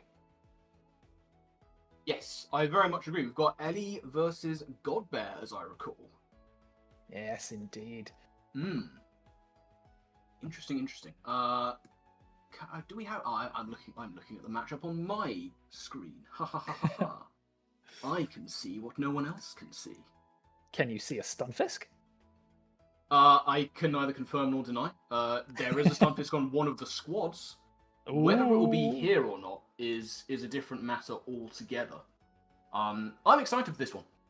Obviously, I've seen a lot of Ellie's matches and play. We know how she be. We know how she do. We do indeed. Or indeed with her style, we do not know how she be or she do. She could do anything. Anything can happen in this one. Excited to see how she goes up against Godbear, who I think will probably have a matchup on screen at some point in the not too distant. But yeah, his team is an interesting one. I am very intrigued by how it's going to function. Yeah, I think in terms of Godbear's team, I believe they've got a couple of underrated threats there. I do quite like the raw Scovillain chilling around there, because that thing, of course, we've seen Moody can do absolute bits in VGC if you can position yourself to allow a few turns of setup. I like the fact that Mega Kangaskhan is there, and Bellybolt, of course, is the bane of both of our existences. Oh yeah, been 6-0'd by that guy. Yeah, same. on at least one occasion. What really fascinates me about Godbear's team is you have one of the premier rain sweepers in the form of Basculegion. You have this quite unpredictable sun sweeper in the form of Scovillain, and his weather setter is, checks notes, Alolan Ninetales. Yeah, it's looking a little bit difficult. He do be cooking. He do be cooking. Yeah, I mean, Alolan Ninetales, of course, is still a fairly competent snow setter, and I believe it did get some play in previous seasons of VGC. I believe at one point there was indeed an Articuno that ran like 4 ice moves that used to run along with it, just for Blizzard spam, because as we know, Blizzard is incredibly powerful. Just being able to get the freeze onto both sides of the field, very, very competent attacking move. So even though it's become a little bit lesser of a meta staple because of the advent of Mega Frostless, it could still put in some work here. It's got the freeze dry to hit Mega Blastoise super effectively. Of course, Ice does look very good into everything besides the Delphox and the Araquanid. So yeah, it could be a bit of a weather war, but famously, sand tends to beat the snow. I would like just to interject. I do apologise. I was taking the dogs downstairs. That just happened to be at the same time in which you moved on to the next matchup. So I do apologise. That was really bad timing. All good, all good. Let's see if is Trav around? I believe it's about 6:30 in the morning, if not earlier for Trav. So I'm happy to step in if needed. I can swap the matchups around, and Trav can take the next game if they're. he if they're certainly can't. It's his own game, so I very much doubt that he'll be able to. Of course. I'll play it. It's fine. Oh, true. Just Trav commentating his own match live. Oh, I wonder what Trav's going to do here. I could have tried the accent, but I don't think. I mean, it would have been risky. It would have. Yeah, It would have been very risky. And we clearly have a massive Australian fan base. I mean, you'd have to think so. I mean, especially when we stream at prime time 3 a.m. for them. I mean, I've heard Australians don't sleep. That's true. That is scientifically proven. Yeah, I fully believe it. So that must also make you Australian. Ah. And if that makes you crikey, Australian, mate. yeah, I'll say you feel free to do the accent. Well, I guess we don't need Trevor see if we got me here. Oh, bloody hell. Christ. Are we going to have a bonza time? It's like they're in the room. That's... What's up, guys? This is Travesty. I can't. It's not bad. Right? It's not too bad. You got, yeah, say it. There are worse impressions out there. There are worse impressions. Obviously, we've both been in the same room. All three of us have been in the same room as Trav, and their accent is certainly. It's kind of unique. It doesn't quite sound like your typical Oz accent. There's every chance that he is part cyborg. I just seen Gert in the chat saying borderline racism. It's probably fine. It's probably okay. So how about that matchup, eh, guys? Yeah. Ooh, what about that? What about that Delphox? That Delphox do be looking Delphi. I don't know how to feel about that. No, I I'm don't. not sure what that even means. I don't think it means. I think it is just. It is a word that you made up on the spot that has made everyone very uneasy. Ladies and gentlemen, we've hit the midway lull here. So, yeah. This is where things tend to get a bit weird. Hey, if you guys think you could talk about this matchup for 10 minutes until Trav wakes up, then you are absolutely welcome to. Otherwise, we will talk shit. You get a mix of both here. Yeah, I mean, the obvious question is how much work can Stunfist do into this one? It's the only question. It's the only question any of us really need to ask. And if there is no Unironically, Stunfisk, is it a forfeit? This might not be a Stunfisk game. I'm sorry, I think. Did you hear something then, Dave? No, I don't. No, I don't think I did. Yeah, that's it's crazy. It almost sounded like someone said that it's not a Stunfisk game. No, it must have been the wind. It must have been. Probably just the wind. Every game is a Stunfisk game, and anybody with any kind of brain cells will be able to work that one out. Unfortunately, there is only one brain cell amongst the entire team here at the PPL, so We just share it. It's clearly just not. It's not in this chat at the moment. Well, Alex has never had it. He can't be trusted. I created it and gave it away. It was my gift to the world. I think the forfeit happens certainly if neither Stunfisk nor Ordino appear. Of course. Yeah, that's very valid. I think, could we see the fabled Aromatisse versus Alcremie matchup? Ooh, I think that has to happen, isn't it? Like, isn't that part of the small print? If you have one of those pairings, you have to bring them. You're thinking of the it's part of Slurpuff the contract. Alcremie.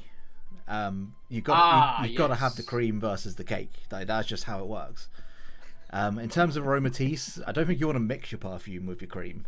I think that might taste a bit grim. So we won't make it contractually binding, but we will definitely have it as like a small print somewhere. Yeah, it's like a subsection. Yeah. Yeah. There's a lot of forms that have to be filled out in order to become part of this chat. And we're adding to them all the time.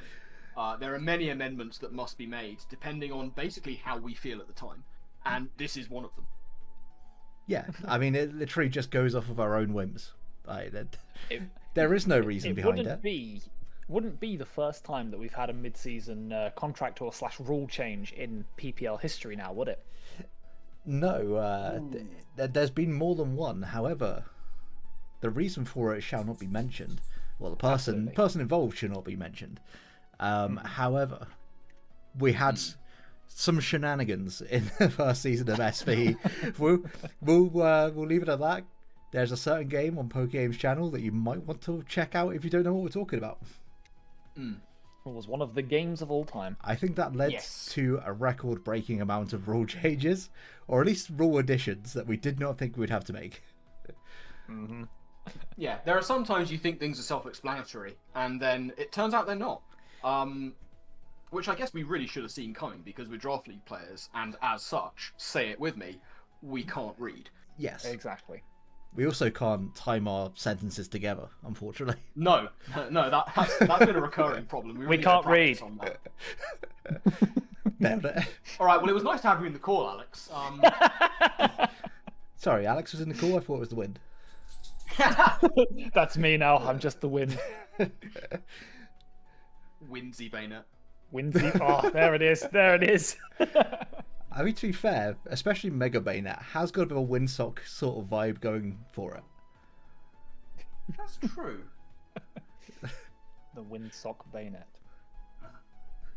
I mean, Mega Bayonet, would love to see a bit more of that being used. Obviously, it is a 4th overall pick, isn't it, Alex? Excuse me, I would have first overall picked it if I had the chance. Back when we had no idea what we were doing. Absolutely. Sorry, back when we had no idea? We do now? Sorry, back when we had even less idea. There what we go. doing. Yes. Yeah, that's more like it. And how bad it was in Season 1, I genned in like 4 different sets for each of the Pokemon on my team. And it took me until like week 7 for me to realize, oh yeah, I should be doing like specific sets each week. You gen your Pokemon? Excuse me? Oh, sorry, bred them, of course, yeah. Breed and Steven would not be happy with you right now. He's gonna get you. Breed and Steven can't catch the wind. Might not be today, might not be tomorrow, but he'll get you. If anyone can catch the wind, it would be Necro Stevo, though. Yeah, I would think so. Oh, we might have movement in a couple of minutes. Might have a travesty. Travis woke. He has awoken. If they hadn't have woken up, that would have been a travesty. All right, so that's more than enough from you. Yeah, you're happy to solo cast that last one then, Dave? Yeah, absolutely. Yeah. So we're gonna find another replacement coach as well. Oh, for God's sake! Yeah, I mean, we should talking to Mega Bayonet and picking it up. It is written into your contract that you must pick up Mega Bayonet and regular Bayonet when you take over. Yeah. Have both of them, yeah. So you got to decide what Mega you're dropping, but you're having Mega Bayonet. I did think about it. I did think about it, but unfortunately the transactions have been finalized now. And if I wanted to pick up Mega Bayonet, which, I mean, let's be fair to it, it's actually not terrible in the Champions meta. It would have meant I would have had to give up on Mega Delphox. And I didn't really want to do that. Yeah, they're not really comparable, are they? Not really. Well, it depends, because, Mega Bayonet is a 4th round pick. Delphox hasn't been a 4th round pick for a long time. So, who can... I mean, just judging off of results, Mega Bayonet surely has got to be the pick there. You'd think so. I mean, they're both very similar. They're both kind of magically inclined thematically. They both have arms. They do. They both have arms. Yep. They both float in one way or another at some point. Yeah, exactly. Yeah. I have had a season where I took Mega Bayonet to like 11-2. I have not had a season where I've done that with Delphox, so... Exactly. I mean, case closed, honestly. Just proves it. Yeah, that's all the information we really need on that pairing. Very clearly, Mega Delphox is not as good as Mega Bayonet. And it's shocking that the pricing in this league doesn't reflect that. Well, I mean, we had more Pekka at one point earlier, so... Yeah. Sometimes you just want to try and get something drafted, so you make it lower, and clearly that's what's happened with Mega Bayonet. It's just the new Mega tax that put Mega Delphox higher. Ooh, now, okay, Alex. I see. You've actually agreed with that in the chat. I've spent a lot of time, and I've just for those people who might not see the chat so far, Gert has put a little thing in the chat saying Sableye is just Mega Banette though, with no offense, but doesn't take up a Mega slot. So yeah, and even then, Sableye can just run foul play. So I would finish this thought, but we've just been joined by a travesty.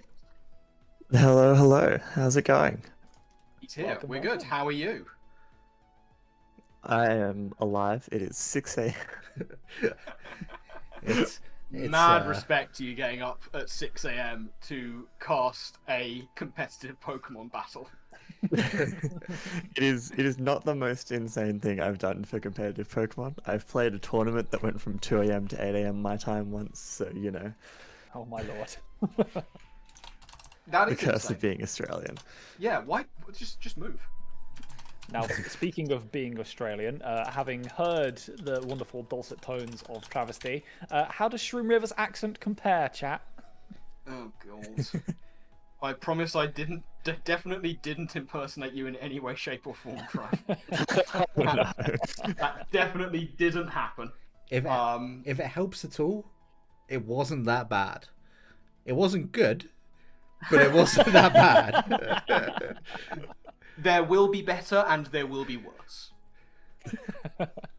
Wonderful. So I'm gonna dip out for a moment, and I will pass it over to our wonderful casting team to have a little bit of an in-depth look at the matchup just before we get started here. So best of luck, gang, and enjoy your game 3.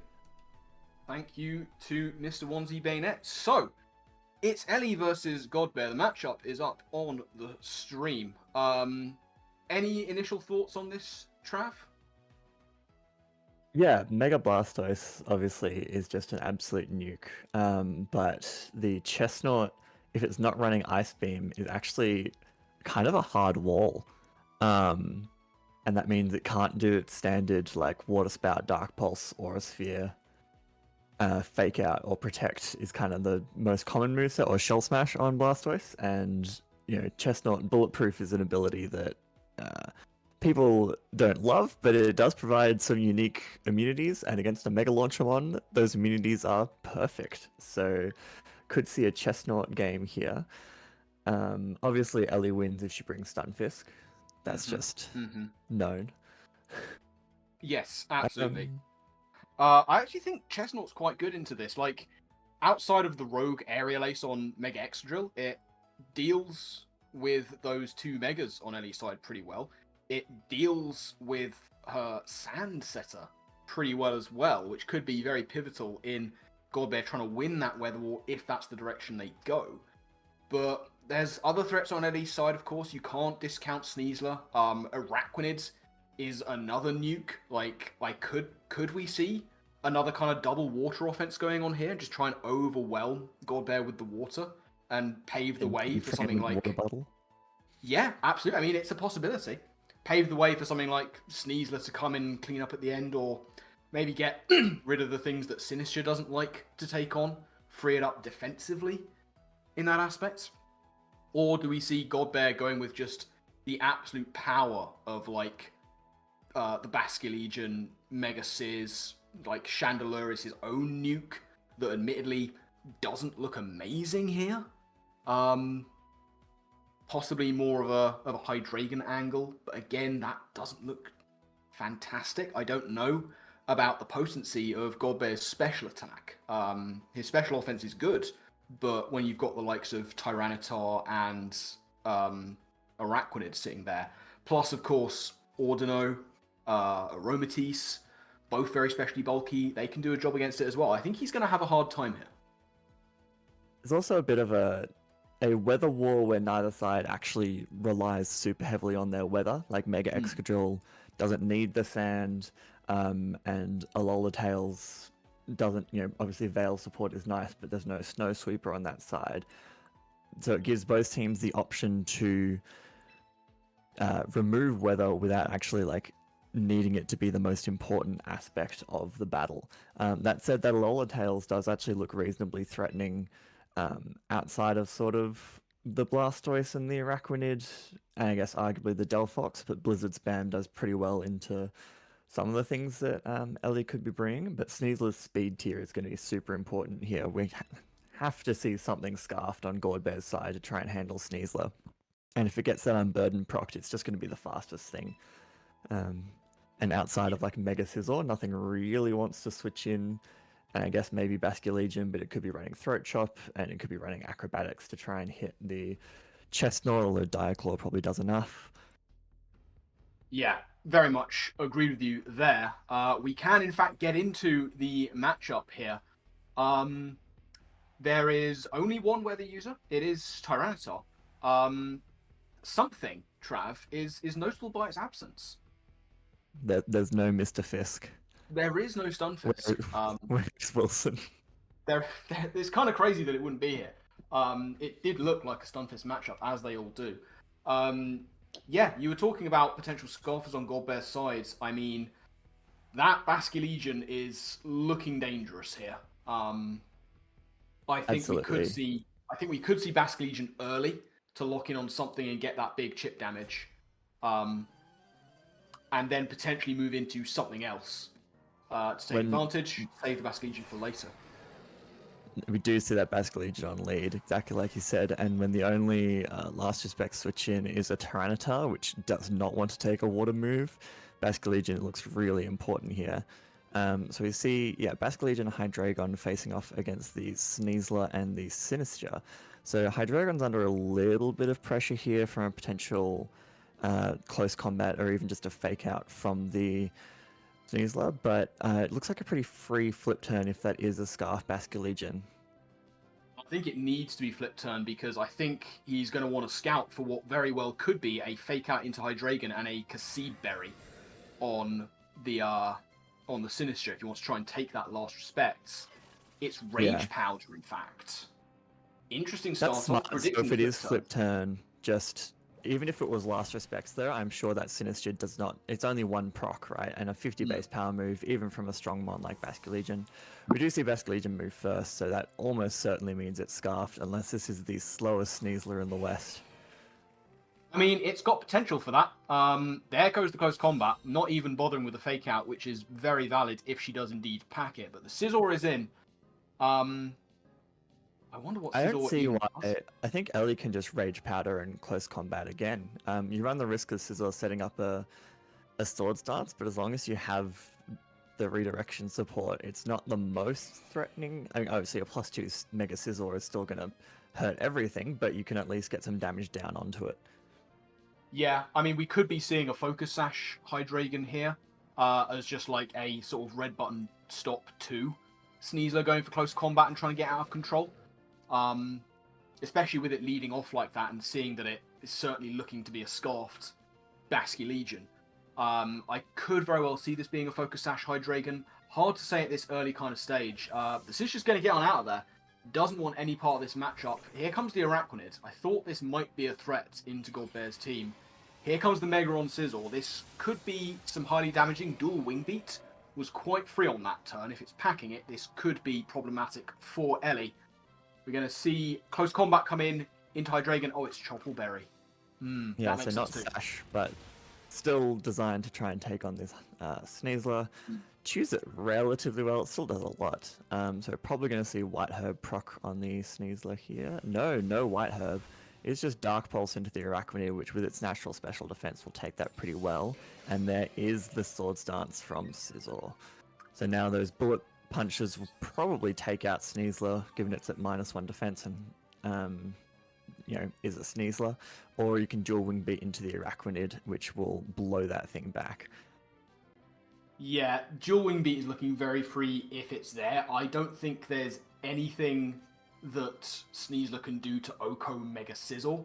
Obviously, the combination of like a close combat plus liquidation into the Mega Sizz will do the work, but Ellie's not going to risk it. Presumably, if Fake Out is there, she wants it on deck just in case. It's going to be Sinister, which can take a hit. Hospitality proccing there. Very nice to get back some health. Dark Pulse going to come in. Won't do all that much. Pretty much exactly the same as before. It is going to be Bug Bite, though. That is just going to wipe out the Araquanid. It's just a dead Araquanid. That is a very tough one. Who needs dual wing beat when you're just a +2 Mega Scizor? So we Yeah. will see the Delphox coming in here. So this is interesting, right? Delphox obviously threatens Mega Sizz, and that's great, but you have to Rage Powder with the Sinister in order to do that, meaning you take a Dark Pulse from the Hydreigon on the Sinister, and then even if you take out this Sizzle, Delphox plus Sinister does not want to face that Dragon Dark type on the other side. No, and especially when you've still got that Basculegion in the back as well for Godbear. It's going to be the pull back into the Sneasler. Protect, that makes sense. That makes a lot of sense. Are we going to see a Heat Wave come out here? It is going to be Heat Wave. Now, this probably won't kill. Into Delphox. This is not looking fantastic for Ellie. Hmm. Doesn't KO. Do we see a burn? No burn. Delphox probably lives this. It does because it's Sash. Crikey. Oh, that was a crit. I feel was that. gonna say, I thought, I mean, my head calcs can be wrong. I've never actually used a Delphox, so who knows? But my instinct was that its natural SPDF would mean it would take a Dark Pulse from a non-boosted Hydreigon, but that could also just be completely incorrect. I don't really know how Delphox works. Well, the problem Delphox is facing here is that obviously it's in range of that Bullet Punch, and once that Delphox goes down, that Mega Sizzle looks incredibly difficult. There is fake out pressure here, and the Sizzle did just protect, so it can get off another Heat Wave. It looks like that won't take out the Hydreigon though, so there needs to be a prediction here. We do actually see the Sizzle swap out, so foregoing that +2 boost to get in your favorite shroom, the Haunts. Horse mentioned. Ooh, big poison touch. Is unfortunate, so it's not unburdened on the Sneasler. And it's not Sash, because we see the Sash is on the Delphox. And it does actually, the Heat Wave does take out the Hydreigon, so that's a huge turn for Ellie. Suddenly she's in a much better position. Yeah, this is looking a whole lot better. That Mudsdale did not take the hit favourably. Now you've got Mega Sizz in the back, and it is indeed the Basculegion now. Yeah, what takes the last respects at this point from the Basculegion? Well, I don't really think anything does. We've already seen a Sash procced, and I don't know how any... defenses Sneasler. It can run a lot of bulk. That is one thing we didn't get to in the matchup, is it is much faster than anything on Godbear's side by about 11 base points, right? So that means it has a lot of space for HP and defense investment. We see Sinister come back in to heal up the Delphox, and it's just going to be a wave crash into that slot. So Sinister looking a lot happier now against a Poison Mudsdale and a Basculegion choiced into wave crash. That means that probably Godbear didn't think that Last Respects was a guaranteed KO into that Sinister, into that Sneasler slot. So here, this is looking like a pretty free Matcha-Gotcha Heat Wave. I disagree. I don't think it's going to be... Oh, no, I don't think it's going to be Matcha-Gotcha, because Ellie's actually done really well at putting herself in the best possible checkmate position, because it... Oh, she's gone for double protect. I didn't think that would be the way. It's Wave Crash. Into the Delphox. I thought that might be a Rage Powder coming in to take the Wave Crash, and then you get a Heat Wave off. And it's going to be Strength Sap. Oh, that's a good play. That does heal Sinister up. Problem is now, Basculegion can just switch out this next turn. Unless Poison takes out the horse, which it does. So that's perfect for Ellie then, because now Sinister's healed up, Basculegion's at -1 and locked into Wave Crash. So that's the disadvantage of not locking Last Respects there. Is now this Sinister just sits. The question is, how much does Sneasler do to Mega Sizzle? I'm not across my Mega Sizzle calcs, but that thing is bulky as, and it definitely doesn't get any fire coverage to hit it. So close combat, will it be a 2-hit KO? And can Sinister then take Wave Crash plus Bug Bite and hang on with enough to Rage Powder away another hit? Yeah, it will depend on how this Sinister is built. This is a very pivotal turn, obviously. You'd think it's going to be, you'd think it's going to be a protect on the potential fake out. Is Ellie going to call that? No, she's going to make the safe play. Go for the fake out. And then is it a Shadow Ball or a Rage Powder? Yeah, it is going to be Rage Powder just to make sure that Sneasler stays safe. I'm going to see Yeah, Wave this Wave Crash. Crash can do very little I'm just going to keep damage. seeing Wave Crash into the Sinister. -1. But again, what is it in range of? And then what does this Sneasler have? We've only seen Fake Out in close combat. At some point, it needs to be able to do damage to the Basket Legion as well. Yeah, I wonder then how much Ellie is thinking about going for close combat, because you start getting those drops, they mitigate the attack drops, and how long can Sinister hold on here? Does it try and get itself back with some matcha gotchas? Because right now, that Basket Legion's not a threat to it. It's going to be the bullet punch into the Sneasler. That does a lot. That's over half. And Wave Crash. So what does Sinister go for here? Is it going to be Trick Room? Is it Strength Sap? Is it Matcha Gotcha? It can probably, if it just focuses down the Scizor, it's going to be the Matcha Gotcha. So this should do a lot to Basket Legion and heal the Sinister up. But we see it does 9 damage to Mega Scizor. 4 times resisted, spread move. Does heal the Sinister up, but is it going to be able to take a Bug Bite into repeated Wave Crashes? I just don't know that Sinister can 1v1 Mega Scizor, which is ultimately what's happening here. Basket Legion will probably just KO itself to recoil eventually, or just die to the next Matcha Gotcha, but it's not doing a lot.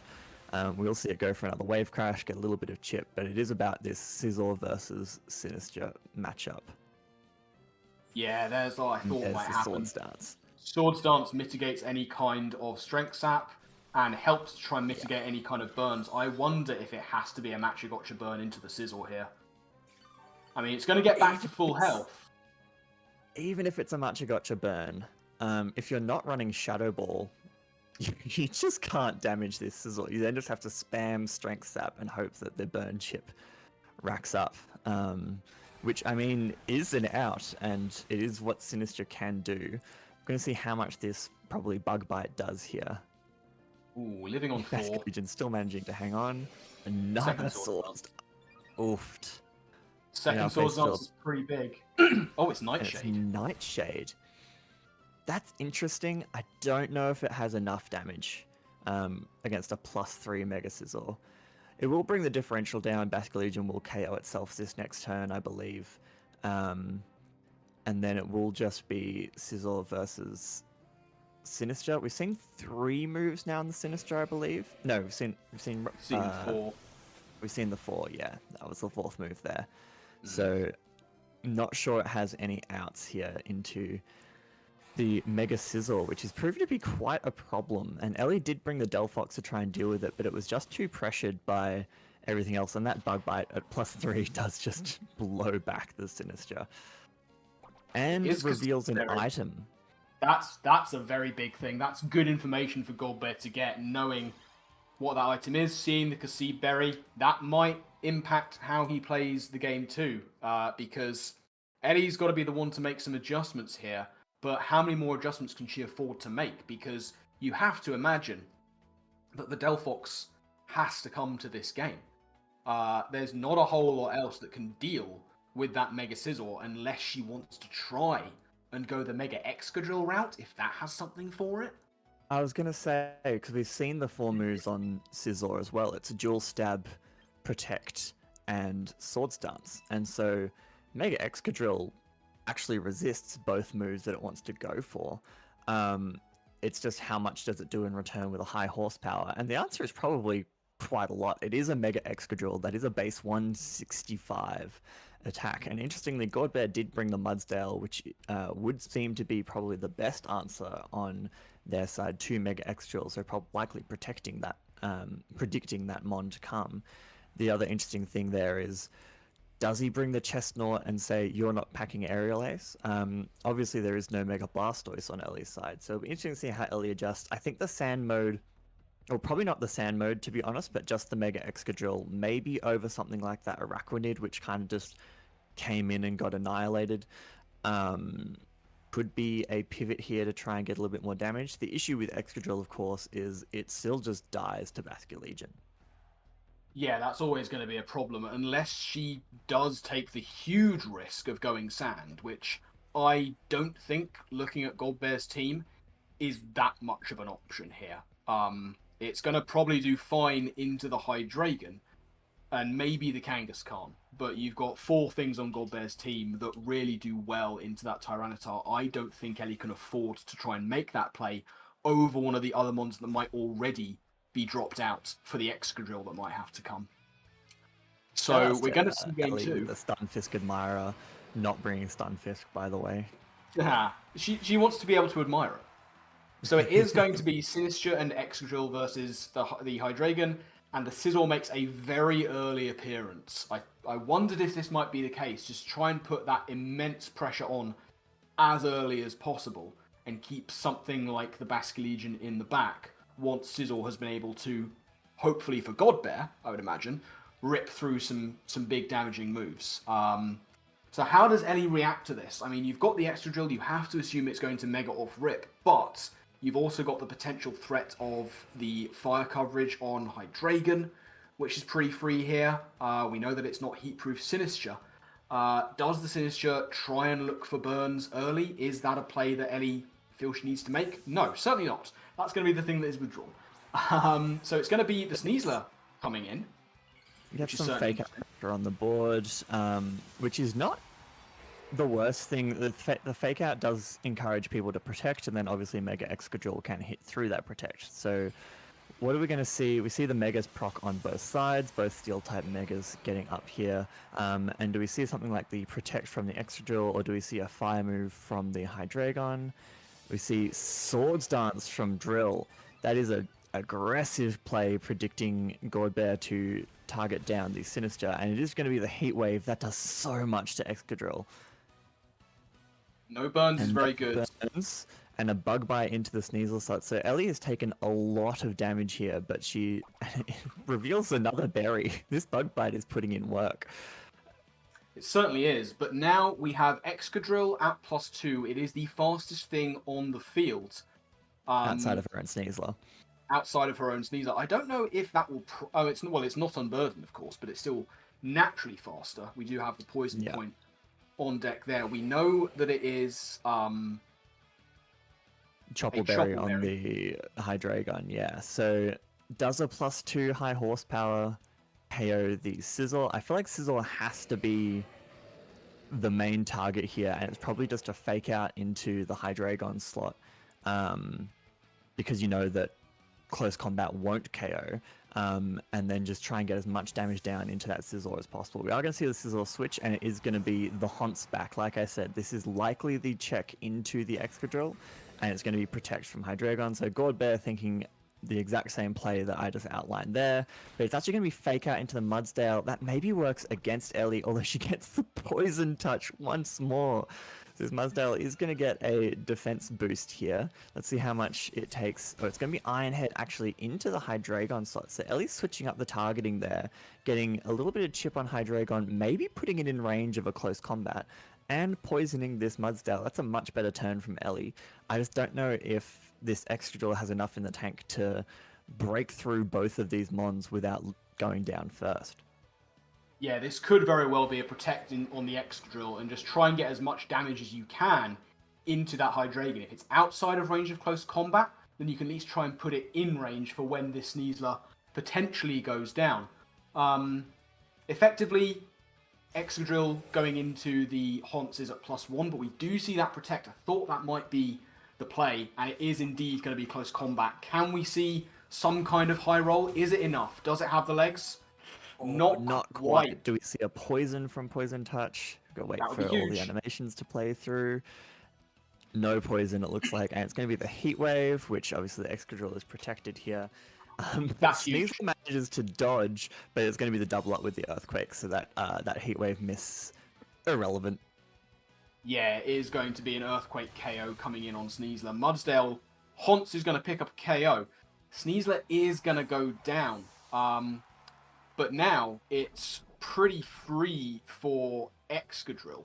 The Mudsdale's taking... going to be Sinistcha here? Yeah, Sinistcha comes in immediately. So you heal up the Excadrill, put it probably out of range of a bullet punch, and now you can just Rage Powder and target down that Hydreigon slot. And this is where Mega Excadrill's ability is a little bit situational, but this is where it's perfect. You have a mon that's weakened and it just can't protect in front of you. So even though you only do 25% through protect, we saw that Ironhead did well more than the amount of HP Hydreigon has, and so that slot is just pinned. Anything that switches in will be taking a +2 hit from a Mega Excadrill. And I don't think... or I guess Rage Powder doesn't prevent the Earthquake, so we are going to see Excadrill switch on out here into the Araquanid again, presumably to take that Earthquake, and the Heat Wave continues to miss. Even with 3 heads, Hydreigon does not have enough eyes to land its moves. And Matcha Gotcha here will take out the Hydreigon probably, and it brings the Mudsdale super low. That's going to bring the Sinister up to good HP again as well. So this is looking like a reasonable repivoting turn. I doubt the Mudsdale went for anything other than EQ, which will get a little bit of chip into both these resisted targets. Yeah, and this is a very good play from Ellie. It's a better play than I thought was possible there. I thought didn't consider the option. Not to say anything against Ellie's ability, which is obviously very high caliber. I thought that we were going to see her try and take out the Hydreigon with Excadrill and then bank on Matcha Gotcha getting the KO, but she's made the much better and safer play. This Mudsdale is going to go down the next turn, and it just cannot do any damage to either of these Mons, and the Scizor is not activated with the Sword Stance. It's going to be Protect, just to make sure that no further hits coming in on it. It is going to be Strength Sap into the Scizor, just to try and get yourself back as much health as poss. We do see Iron Defense. Oh, this is big. That's huge. I love Iron Defense or Stockpile on Araquanid. We are going to see the Rock Slide, but that really doesn't do very much through the Iron Defense boost. And with the leftovers, this Araquanid is just going to keep healing up here. That puts Ellie in a way better position. We're going to see the reveal of the 4th Mon here. I would have to think it's that Basket Legion. I doubt you bring both Megas, and like we said, the Chestnut probably doesn't show up. Yeah, there is the Basket Legion. So how much does Last Respects do to a +2 Araquanid? These are calcs I never thought I'd make. No, quite. And yeah, I mean, 2 Mons down. It's nearly powered up, and now you sort of have to look towards the end game and what position do you put yourself in where Excadrill might have to win this against one of these Mons. The Basque Legion has suddenly become basically the biggest threat, and there is that Last Respect. We do see the Cassib Berry. Is there a chance that we live this here? No. So Sinister is going to go down. 150 power Last Respect. Yeah, Sinister's going to go down here. I would imagine it's going to be a Sword Stance. Yeah, there's the Sword Stance from the Scizor. What is the Araquanid going to do? Who is it targeting down? It's going to be Liquidation. Into the Scizor. That's not less than bad half damage. But the defense drop, that's potentially massive. Because it means another one will KO. Do you take a Last Respects with the +2 defense? Do you take a Bug Bite into a Last Respects? Does Godbear target down the Excadrill here? Because now both Mons threaten a KO into that Scizor if it doesn't go for Protect. And if it does go for Protect, a double up probably takes out the Basket Legion. So we've got a real targeting mind game here. Yeah, I think the Godbear targets down the Excadrill here, because in the most likely scenario, it's going to be Araquanid versus that fish, and I think the fish will win that, but no, Godbear reads it, but it doesn't get the KO because that hangs on, but will the Bug Bite finish it? Oh, that is unfortunate. It's a very good read by Godbear. That probably locks up the game. You would have to think so. I don't think Earthquake has enough. I mean, Excadrill's powerful, but these two things against it are very bulky, and that Basque Legion is just full health. Gets outsped. That Basque Legion is scarfed, right? So yeah, bullet punch just to get the extra damage. Oh my god, that still does so much. That's it's a crit. That's why. I don't think it would have mattered because Last Respect is going to come in. It's going to take out the Excadrill. Down it goes. That is going to be the game. A 2-0 victory in the second set for Godbear and a 2-0 win overall for Godbear. Unfortunate for Ellie, very well played by Godbear. He got those reads right in the end game of the second game beautifully, it has to be said. I really enjoyed Ellie's comeback story there, like running the iron defense, which I don't think either of us saw coming, to try and put herself in the best position possible to take on just a very overwhelming, physically powerful team. Unfortunately, not quite enough. I thought that the Excadrill would be the target, but Godbear thought different, and able to get those reads right and take a very big win there. Yeah, it really comes down to 50-50 on which slot protects there. If the Araquanid protects and you double into it and you give a free hit off to the Excadrill, things look a lot worse for Godbear, but just getting that call right, and Basculegion showing why I think we had it priced at close to the highest possible it could be, and just proving why their Last Respects, even though it can't stack in the same way it does in 6v6 singles, just such an insanely powerful move in one of those end games. Concede Berry, don't care. +2 defense, don't care. Just wipes out basically the rest of Ellie's team. Yeah, really good bring. And we were saying before the game started, before you joined the call, that Godbear has one of these really interesting teams where you have one of the best rain sweepers going in the form of that Basculegion. You have a really interesting sun sweeper in the form of the Scovillain, and your weather setter is neither of those. But certainly with the Basculegion proving not to need the rain, run the scarf, run the funny haha I destroy you move, and able to get the win. But here we go. It's Ellie. She's back in the call. How you doing, Ellie? How you feeling? I'm a little mad with myself for clicking protect that last turn, but that was just a great read from Godbear. Like, I can't be mad. Yeah, no, it was a tricky matchup. Basculegion was always going to be a problem, and boy howdy, sure was it. Yeah. Yeah, the game-winning read rather on that double onto the Araquanid there. So yeah, I should have got my dick out on the table and high horsepowered into the Sizzle and then made it a 2v1. But yeah, just a tough call overall. But yeah, fantastically well played game from Godbear there, and yeah, can't fault the guy. Can't fault the guy. You played it very well to even get into the position of making a 50-50 the outcome. So yeah, very well played from yourself to position yourself there. But Godbear showing that they are an absolute force. Absolutely. Yeah. And I mean, I don't know if you'll be watching this back to see what we said about it, Ellie, but at the time, I was thinking the same as you. I think Trav will be able to confirm. I said the same. I was like, this could be the double into the Excadrill to try and take it up against the Araquanid, which seems to be much less of an immediate threat. So I thought it was going to be into the Excadrill as well. But Godbear proving us all wrong. Great read on his part. Great game. Yeah, really fantastically well played. It's a fun set. Definitely a fun set. I think maybe if I had the sand, you know, it would slow down the Basculegion, but even then there's the threat of Aquajet as well, so it's just a tricky matchup to navigate, really. But yeah, props to Godbear. He played really well. He certainly did. But yeah, third game down for the day. I believe we have our glorious host and overlords. Gray is back. Welcome back. I am. Hello, I am Yes, back. you are. Hello. What did you think of that one? No, it was shit, mate. Wow! All right then. You know why I lost that game, chat? It's because I didn't bring Stunfist. I was going to say that. That was the first thing I was going to say. Genuine question. Do you think Stunfist could have made a difference? If it got a static proc, absolutely. Yeah, that's but I'm not sure about that one, Chief. I'll be so honest. Like, Last Respects is not a contact move, right? So...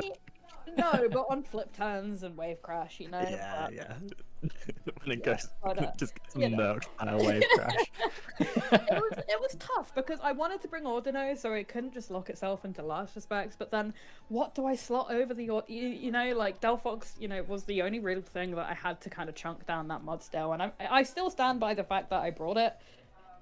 It did massive damage in game one. Like I'm happy that it at least did something, especially with Blaze Heatwave taking out the Hydra that turn as well. But yeah, it's just unfortunate because I had Acid Spray on my Sneasler, so I could Acid Spray the Chesnaught and Acid Spray the Mudstail and just fucking murder them with like Heatwave. Belly Bolt as well. Belly Bolt didn't make an appearance. But yeah, I'm a little sad I didn't get to show off all my techs, but it was a fun series nonetheless, and I hope you guys enjoyed it at home. So that's the main thing. You know, Trav, that what Ellie's just said there has reminded me of something that I think we both missed. That second heat wave, we were both concerned about whether it would be able to take out the Hydreigon. We forgot about Blaze. Yeah. Yep, did not think about Blaze, and we should have when we didn't see Magician proc after it was Good sacked, point. So. That's a good point. We're very, very educational and highly trained here, chat. It takes a lot to get past us. Oh boy, sure does. I think this just shows that when we play Shroom, there are going to be things that we miss, and we're like, oh, so we actually just didn't realize that was Blaze boosted. And I ran, when you're running your calc and you're like, why did that do so much? I think there's some scheduling going on for Game 4. I'm going to take a Indeed. quick toilet break, so talk amongst yourselves for a few minutes. Oh, sorry, apparently I'm not going to take a quick toilet break, chat. I'm going to be stuck here, just sat in my ever-dampening chair. That was probably the worst thing I've ever said. Heard.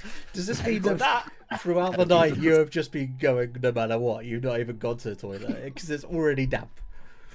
My socks are wet. It's a bad time for everyone involved. Which makes it sound like there's more people involved in this. There are, but, you know. I mean, your house is on fire. At least you could have done it on that. Ladies and gentlemen, PPL Live. We now know what the P in PPL stands for. Oh, no, this is why we're commentating match 4. Right, I'll be back in a few minutes. Right, so we're all just going to sit here in complete silence whilst Dave goes to the toilet, obviously. And not talk about the matchup for Game 4. The piss. Oh, lordy lord. I will Very say, professional here. I was going to say, I'll take this moment to just yeet Trav out of the call, but thank you for commentating Game 3. No worries. I'll see you guys after Gert destroys my life. Good luck, good luck. You'll be fine. Oh, well, fuck me, I guess. They left us trying to reassure them, so you know what? Fuck them. I hope they lose. They're going to lose specifically because they left too early. Well, I went to yeet Trav, and because they left, I almost yeeted Dave instead. But honestly, would that have been the worst thing after the comments made tonight? I mean, he's been saying some very questionable things, so you know what?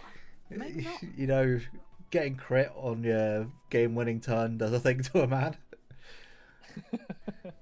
But, I mean, Ellie, I don't know if you've looked at this matchup at all, but depending on how long Dave's going to be, we might have to have a discussion about the matchup without Dave.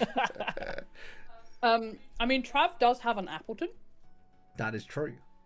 That's all you need to know. That's good wrap up on the team there. That's Yeah, go straight into the game. Well, unfortunately, Trav has also taken the chance to go to the toilet. So, if anybody else wants to go to the toilet right now, it seems that now is the perfect time for it. Let me go as well. You know, if we were like super professional, this is where we'd have a quick ad break, and it would go Fund to our sponsors, you know, shit like you that. know, exactly. All none of our sponsors. Yeah, any social media teams in the chat. You Yeah, know, that's not thousands no, of them not swarming here, into the not at this stream. point in the stream. And now today, to thank today's sponsor, Andrex. True. Okay, matchup shenanigans aside, will we see Gallade versus Gallade violence? We could, and as we know, regular Gallade is actually stronger than Mega Gallade with its sharpness ability boosting its stabs. Yeah, right you are, Harry. I mean, we also have back-to-back Harry. houses. There is a second Mudsdale Pippin in this game. There is a second Excadrill Pippin and a second Sinistra, so... It's just And a Kangaskhan, but Kangaskhan didn't even make an appearance on Godbear's team because I'm fucking ass. But we have seen a Kangaskhan already tonight as well. We have God. indeed. So Lots of many second appearances. Another Gyarados as well. This time not a Mega Gyarados, but still. I mean, They've had Mega Gyarados. Did you have I Mega mean, looking Just at regular my team and Gyarados. Trav's team, we both have a round 1 Fairy, we both have Volcarona, Dragapult, a Mega Steel and Ground type, a Gallade, a Raichu, Gyarados, a Zoroark, and Aurorus. So basically what you're saying is you and Trav are the same people? I've never seen us in the same room. I have. Yes, for potentially the first time ever. That What I sentence will is incorrect. say What I will say is we are definitely seeing an appearance from Tinkerton and probably Gengar on Bilbo's side, because Mega Floette looks incredible versus Bill. Absolutely. It looks like it's literally just click buttons o'clock. Mega Floette, it's just that mon in general. You get to just bring it in, click very strong fairy stab. But yeah, if you're not able to do something to slow it down, which Gert does have the ability to do with, as you say, the Gengar, the Tinkaton, even the Arcanine can resist one hit. But it's all going to be about how well Gert's able to play around that big threat. And what do those three really not like to take? Earthquake from Excadrill. There we are. So there's lots of different factors at play here. Yeah, it's going to be a tough matchup for Gert going into this one. Like, those two threats in and of themselves, that's just two threats that we can see. There's the Dragapult there, you've got Volcarona support, Gallade can do all sorts of things, there's an Appleton. You can stop there, honestly. You should have started with the Appleton, honestly. That's it. That's a big This full game stop. starts and ends with Appleton. Well, hopefully it does. We started the night with a wonderful showing from a Morpeko. Can we end it with a wonderful performance from an Appleton, maybe? Hopefully so. We are getting very, very close to the start of this game. So, ladies and gentlemen, this will be your final game of the night. So, just want to take a moment to say thank you very, very much for joining us here on PPL Live. It has been an absolute pleasure so far, and we've got many more weeks to come. But now we are getting into the final game of the night. We see no Appleton, so we're not going to end it with an Appleton. But yeah, as you mentioned, there will be the triple fairy resist had to show up because of the Mega Floette. Of course, that threat of that fairy stab is just so polarizing. Arcanine, Tinkaton, and Gengar all showing up here. Anything that you didn't expect to see here? Well, there is a Rotom fan. I did not necessarily think we'd see Rotom fan coming into this game.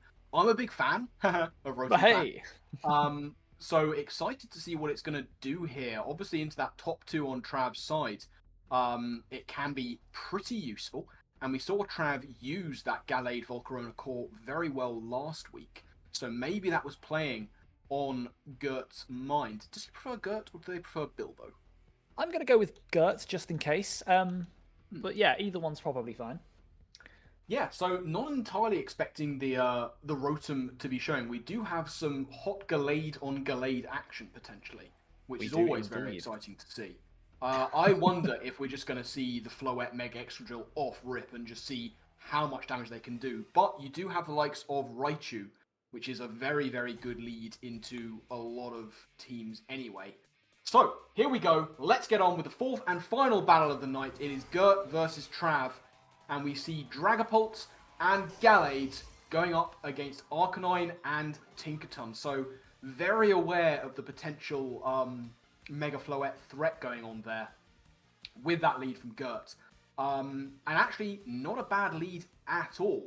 Tink looks pretty good here, actually, into both of these guys.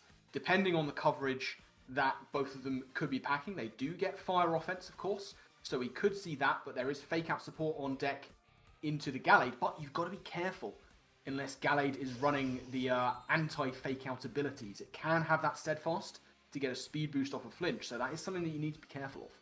Absolutely, yes. Of course, as we saw the clear body from the Dragapult avoiding the Intimidate, it's also going to be avoiding any damage this turn as it throws out a Protect. And we see a coaching into the Dragapult, trying to capitalize off of the avoiding of that Intimidate. And the Play Rough, of course, aimed into the Dragapult's going to do nothing. And a Flare Blitz is going to one-shot Gallade off rip with a big, nasty turn one critical hit. And Gert gets a very, very early KO lead here.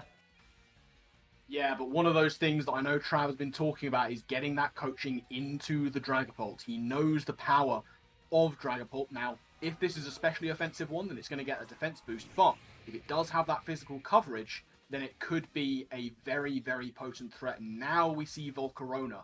And could this be part of the plan? Is it about getting coaching into the Dragapult and then trying to redirect away all damage so that Dragapult can go in and possibly clear the way for an endgame Floette / Mega Excadrill? It could be. as we see the switch here from the Tinkaton here, getting out of dodge.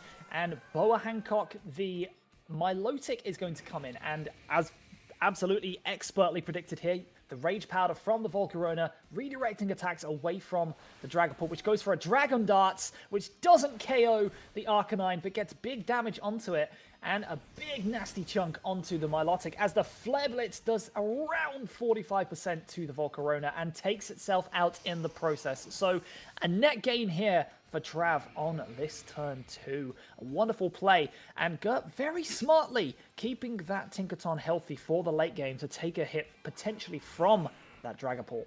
And Gengar is the response here.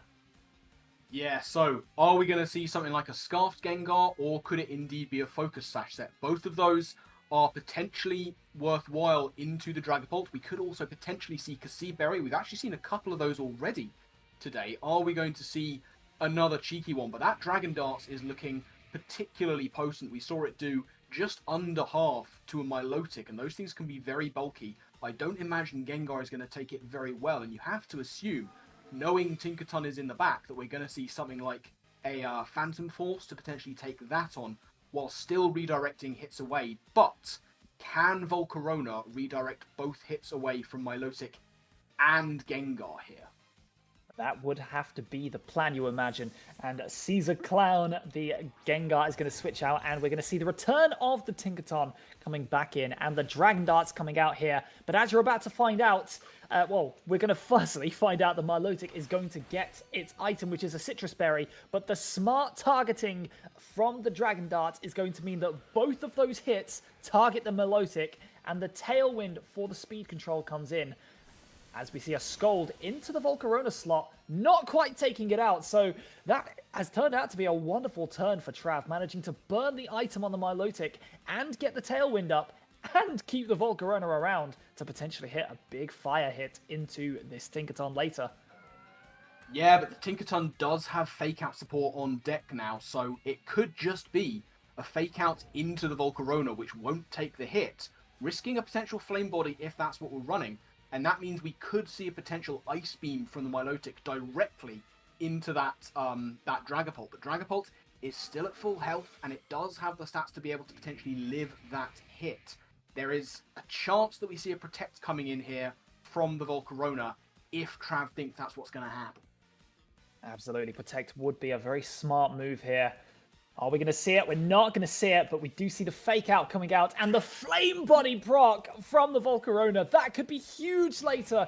That might seal the game. It'll prevent an Oko onto Dragapult, and Phantom Force is going to come in from the Dragapult. Very smartly predicted from yourself there, Mr. Shroom Raver. But the Life Dew from the Milotic, get a little bit of health back. Pretty nice. It means it might live one Dragon Darts if they do switch out and the smart targeting does not come into effect.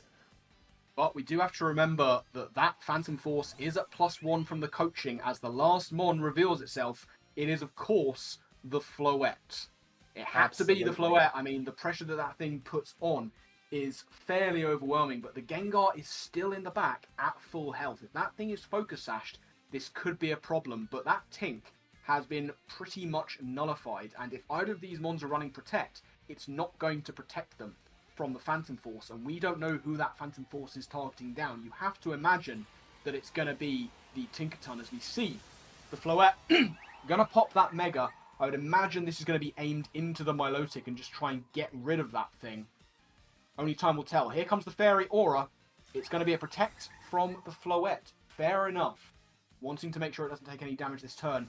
Phantom Force at +1 coming in. That does so much damage to the Tink. So much damage. And it's Gigaton Hammer protected. Very good scout on Trav's part. What is the Milotic going to do? Haze. Massive Haze coming in here, resetting the coaching boost from the Dragapult. It might be too late, but we'll have to find out. That was a very smart protect from Trav there.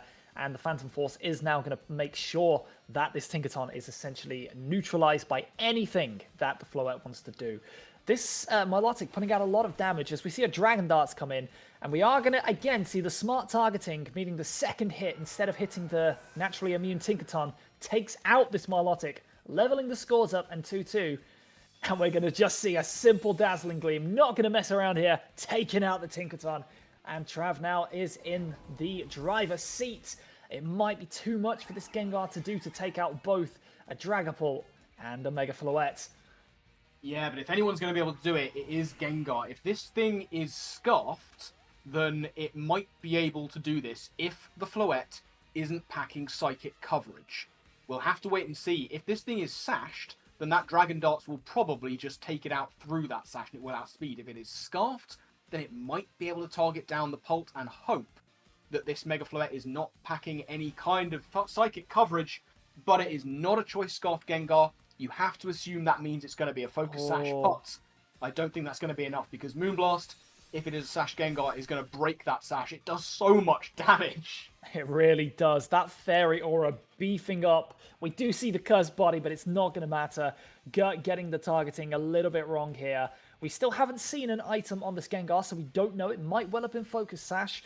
But yes, the Shadow Ball into the Dragapult is going to seal this game for Trav here, as it's going to not hit the Phantom Force Dragapult. And that Phantom Force is going to come through and smash that Gengar, taking Trav to a Game 1 victory here. A very good performance. That coaching getting a lot of mileage, but a wonderful, wonderful performance here. And Trav takes Game 1.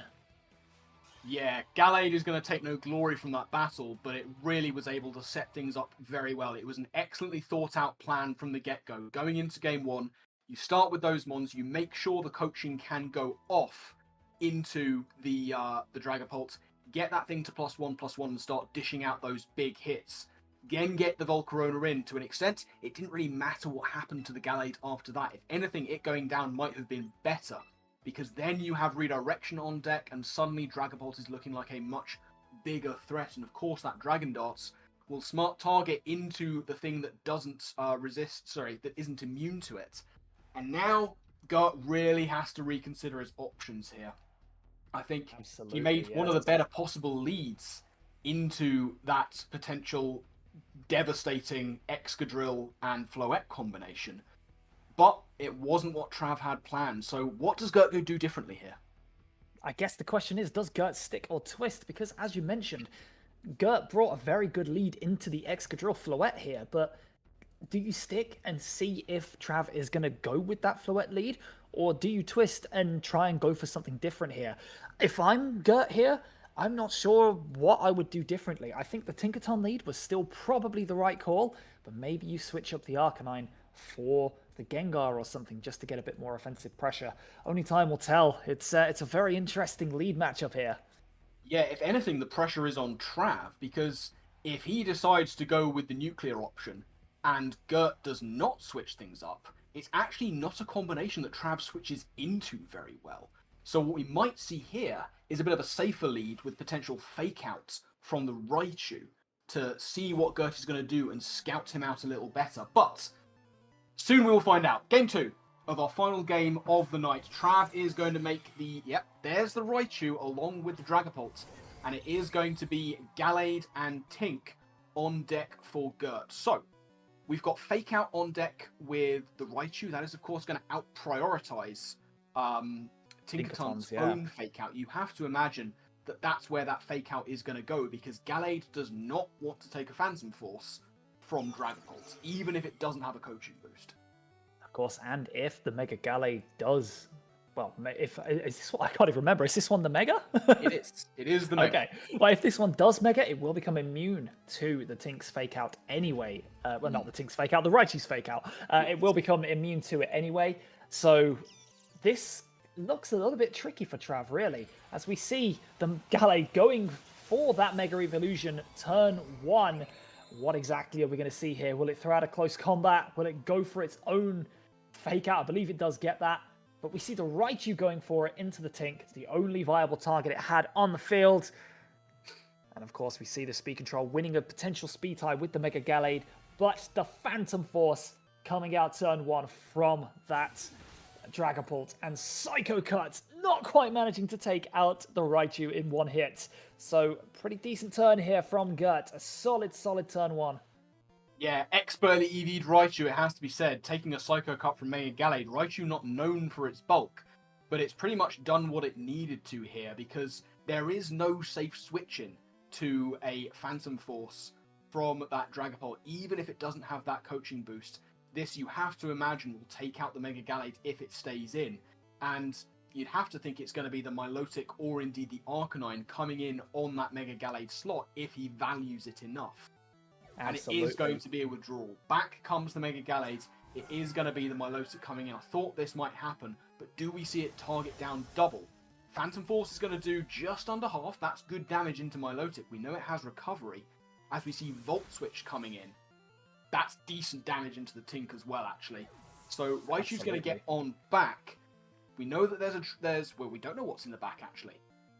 No, it we is don't. going We to be the haven't Gallade. seen. The Gallade comes out here. Wonderful, wonderful play here. And the play rough goes into the Dragapult, which was what Bill was trying to do in the first game, but not managing to do so.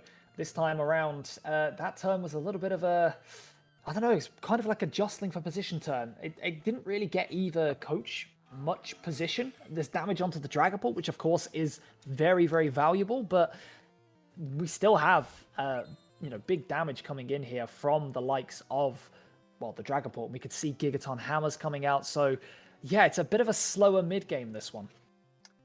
Yeah, and we have to remember that Milotic, sitting at just above half, does have a Citrus Berry in the back yet to proc, which makes things a little difficult for Trav. If he wants to try and double target into it, he can take it out. Never mind, Sacred Sword's going to do the damage. Wonderful, wonderful turn there. And the disable coming in from the Dragapult. Will it lock down the play rough for this turn? It will! Excellent call out from Trav there. What a turn! What a brilliant play from Trav going in there. The Mega Gallade is going to come back in, but that play rough is disabled. Gigaton Hammer, of course, is on deck. We know one of those moves is Fake Out, is the last one Protect. I forget if we've seen it, but what we've learnt from this is that Gallade on Trav's side is scarfed. And that is a big problem for this Tinkaton, because that Sacred Sword can do a lot of damage to it, and we could see a Phantom Force once again into the Mega Gallade slot, and Gur is really on the back foot here, because Trav still has Fake Out support in the back in the form of that Raichu, and another Mon that hasn't been revealed yet. Absolutely, as we see the Tink switching out here, and the Gengar returns again, so at least we do have some kind of response to the Sacred Sword, but we see the Shadow Sneak from the Mega Gallade going in and failed to take out through the Kasib Berry. That is wonderful, wonderful prep there from Trav. That Berry blocking the damage, but a very good call out from Bill there with the Gengar swap there. But as you say, another Phantom Force coming out, and Bill is slowly but surely running out of answers to switch into this powerful move.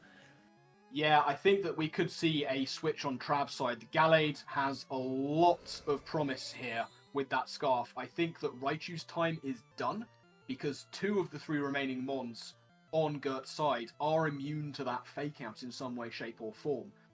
So I think we could see the return of Raichu, and it is going to be the Gallade switching out, and it is the Raichu coming in to take that hit and save up that Scarf. Phantom Force is going to come in, and it just kills. It just KOs. It just does. It just takes it down. Wonderful prediction again. What do we see from the Gengar? It's going to be Shadow Ball, going to target down that Dragapult and get that thing out of there, but is the damage already done? Milotic is gone, Mega Gallade is gone. It is just the Gengar and the Tink left, and very crucially, what an amazing switch on Trav's part. Raichu didn't take any damage, and Fake Out is back online to go against the Tink. We know that this Gallade is scarfed. It can certainly outspeed. We could see a Fake Out into the Tink here. Maybe even a Psycho Cut into the Gengar. That might be the best move that Trav has to go into. I mean, it can't lock into anything that's going to deal big damage to both of these Mons. But as we said, he still has a Mon unrevealed in the back. Absolutely, yes.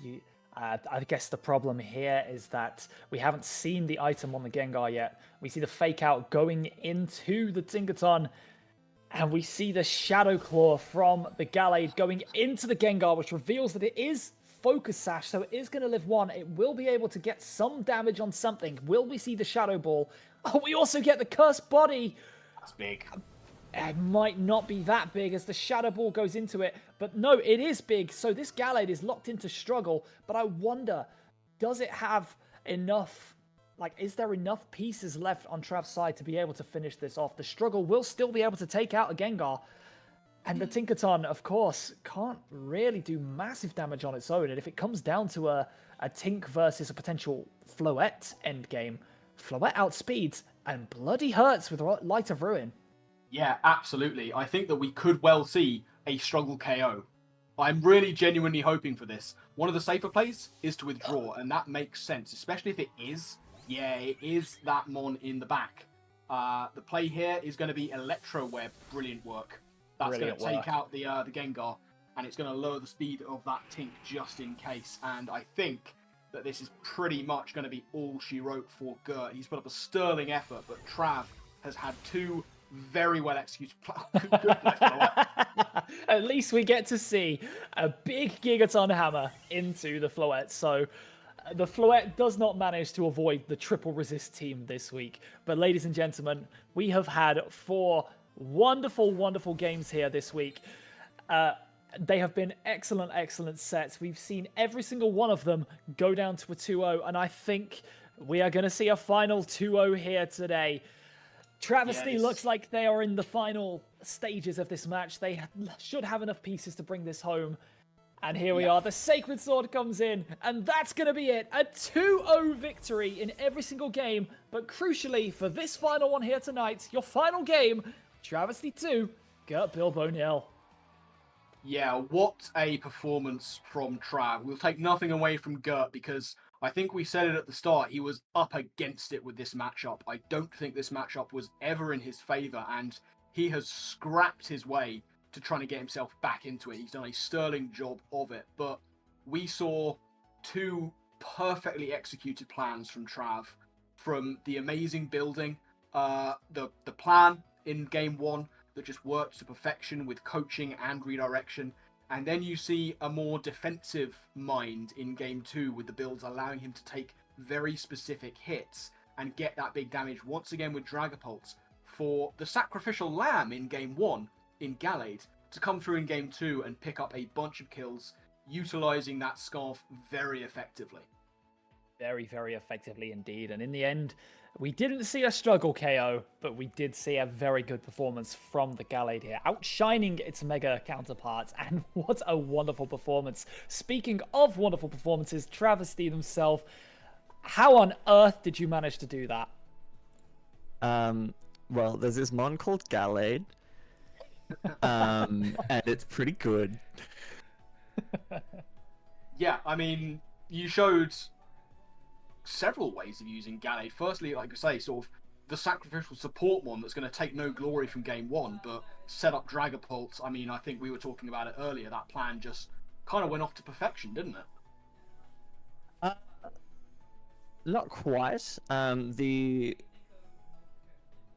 crit from Flare Blitz on turn 1, so I was EV'd to live an Adamant Flare Blitz. I think it was like everything except 6.3% of the time or something like that. It was one of those where like only the max roll would KO. So the crit, even if they were Adamant, unless they were like charcoal boosted, meant I was planning to get 2 coachings off into Dragapult, but nonetheless, 1 coaching was sort of ended up being all it needed. I also was meant to be Citrus Berry on Volcarona, but it was Chesto Berry last week, and I forgot to change the berries over. I got brought down low, and I was like, this is great, we can get the Citrus, and we'll be out of range of Fake Out, and then nothing happened, and I was like, does Melodic get unnerved? Like, what did I... Oh dear. Well, didn't seem to be too detrimental that you didn't have that berry, able to take that one home. And then, yeah, game 2. Talk us through that one, because it's sort of a different plan going into it. Yeah, I figured, having seen the coaching, so that was part of the thing with coaching turn 1, is I was like, he's not going to think the Gallade is the biggest threat, and so he won't fake out that slot with the Tinkaton. Whereas game 2, I was like, well, he knows he needs to stop the coaching from going off. So if we do the same leads or similar leads, he can just fake out into the Gallade and not let me get my boost off. Instead, he went something a little bit different, which I wasn't entirely expecting. I did think the Mega Gallade was going to show up at some point, but he didn't lead with the fake out. Instead, just led with the Sash and the Gallade. So I could have got the coaching Protect into coaching Phantom Force proc off that time. But because I was expecting him to lead fake out, I was like, I'll lead my faster fake out. I'll be able to get it off into the Tinkaton. And actually, what did he lead? No, he did lead Tinkaton. Yeah, sorry. Things are hard. But yeah, getting the faster fake out there meant that I could just pressure the other slot with Dragapult regardless. Like if it was Gengar, then I just Dragon Darts and break through Sash on that side while the Tinkaton hangs around, etc. And then bring the Scarf Gallade, because I was like, oh, well, he thinks it's probably just like a support mon, but actually its coverage into his team was insanely good, to the point where I thought of running self fake out with whatever that ability is called that gets you the +1 speed when you steadfast when you get flinched. I genuinely was at some point was like, do I bring the steadfast Gallade? But without sharpness, it's obviously not as strong.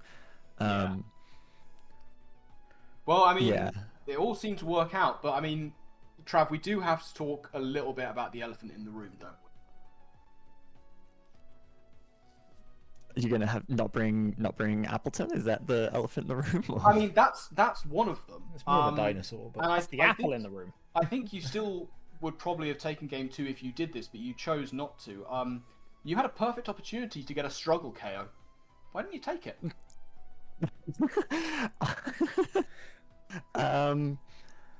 I forgot. Also, struggle random targets, I'm pretty sure.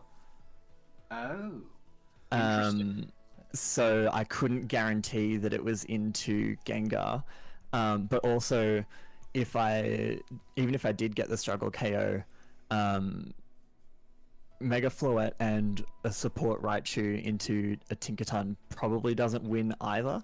Like, I can protect on the Gigaton Hammer turns, but I only need to get one of those wrong, and Floette just doesn't do that much damage to Tink. It was one of the reasons I almost didn't bring it in this matchup, because between Tinkaton, Gengar, and Arcanine, I was like, there's so much offense that does a lot of damage to me and takes... I mean, Gengar still took over half from a Moonblast, but you know... Yeah. the Fairy type damage at least. But I think that's one of the things with drafting something like Mega Floette that is so unbelievably powerful. Even if it doesn't dominate a matchup, it forces certain things from your opponent's side. Like going into game 1, I was like, they're going to bring Arcanine, they're going to bring Tinkaton, and they're going to bring Gengar. Because that Floette is so threatening. And do they even run, Wide Guard on the Mega Gallade to avoid the Dazzling Gleam? I didn't think he had room for Shadow Sneak, but I'm so glad our Cassie Berry and managed to live through that anyway. Yeah, that Cassie Berry proc was very, very useful. Very well built on that part, being able to take that hit. And we were talking before the game, obviously Floette is a very kind of centric mon where you have to prep for it. And the 3 mons he had sort of that could resist, of course, being the Gengar, the Tink, and the Arcanine. Unfortunately, that Mega Floette is just 1 mon, and you have a Mega Excadrill in the back that none of those 3 want to take a hit from. That is exactly why I drafted that pair.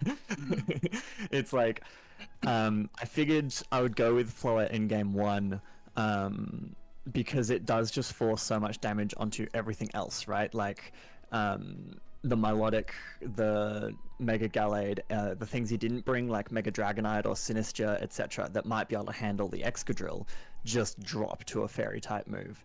And so I was like, I'll go with Floette in game 1, but because we're doing best of 3, it always gives me that flexibility to pivot, where if they bring all 3 mons that handle Floette, I go into Excadrill, potentially, with the coaching support as well, to offset the Intimidates, and then suddenly that Excadrill just starts claiming lives with the ground type coverage. I will say, I did not expect Rotom Fan to show up, and as soon as I saw it, I went, oh, I didn't bother with rock type coverage. Oh no. Yeah, I wasn't expecting Roten fan either. It's always fun to see it. I like that model a lot. But yeah, I mean, in the end, able to pull it off with some excellent planning, some excellent building. Some may call the play at the end safe. Some may call it cowardice. I know which one I would choose. But yeah, a really great end to the final game of the night. Indeed. And we need to make Galate cost more. That's my last comment. I mean, it's going up in price. the only way we would have done that is if you had actually gone for the struggle. It had struggled into the Gengar and picked up the kill. True. You know, real people gamble. So Yeah, so it's your fault that it's not going up in price, Trey. yeah, exactly. We actually base pricing off of struggle kills in a season, so it's probably going to be 1 point next season. Yeah, honestly. True. But I need to get some food, so we'll go ahead and wrap up the stream. A huge thank you to Ellie, Kaysorn, Trav, Onesie, and Shroom once again this week for their fantastic commentary. Thank you to all of the coaches for playing, and thank you very much for joining us in chat. And yeah, we'll be back next week with hopefully 4 more amazing games. And yeah, any parting words? More Pecco. More Pecco. You know what? I think that's about as good as it can get. I should have ended the stream on Morpeko, but I'll end the stream now instead. Good night, everyone. Good night, guys. Okay.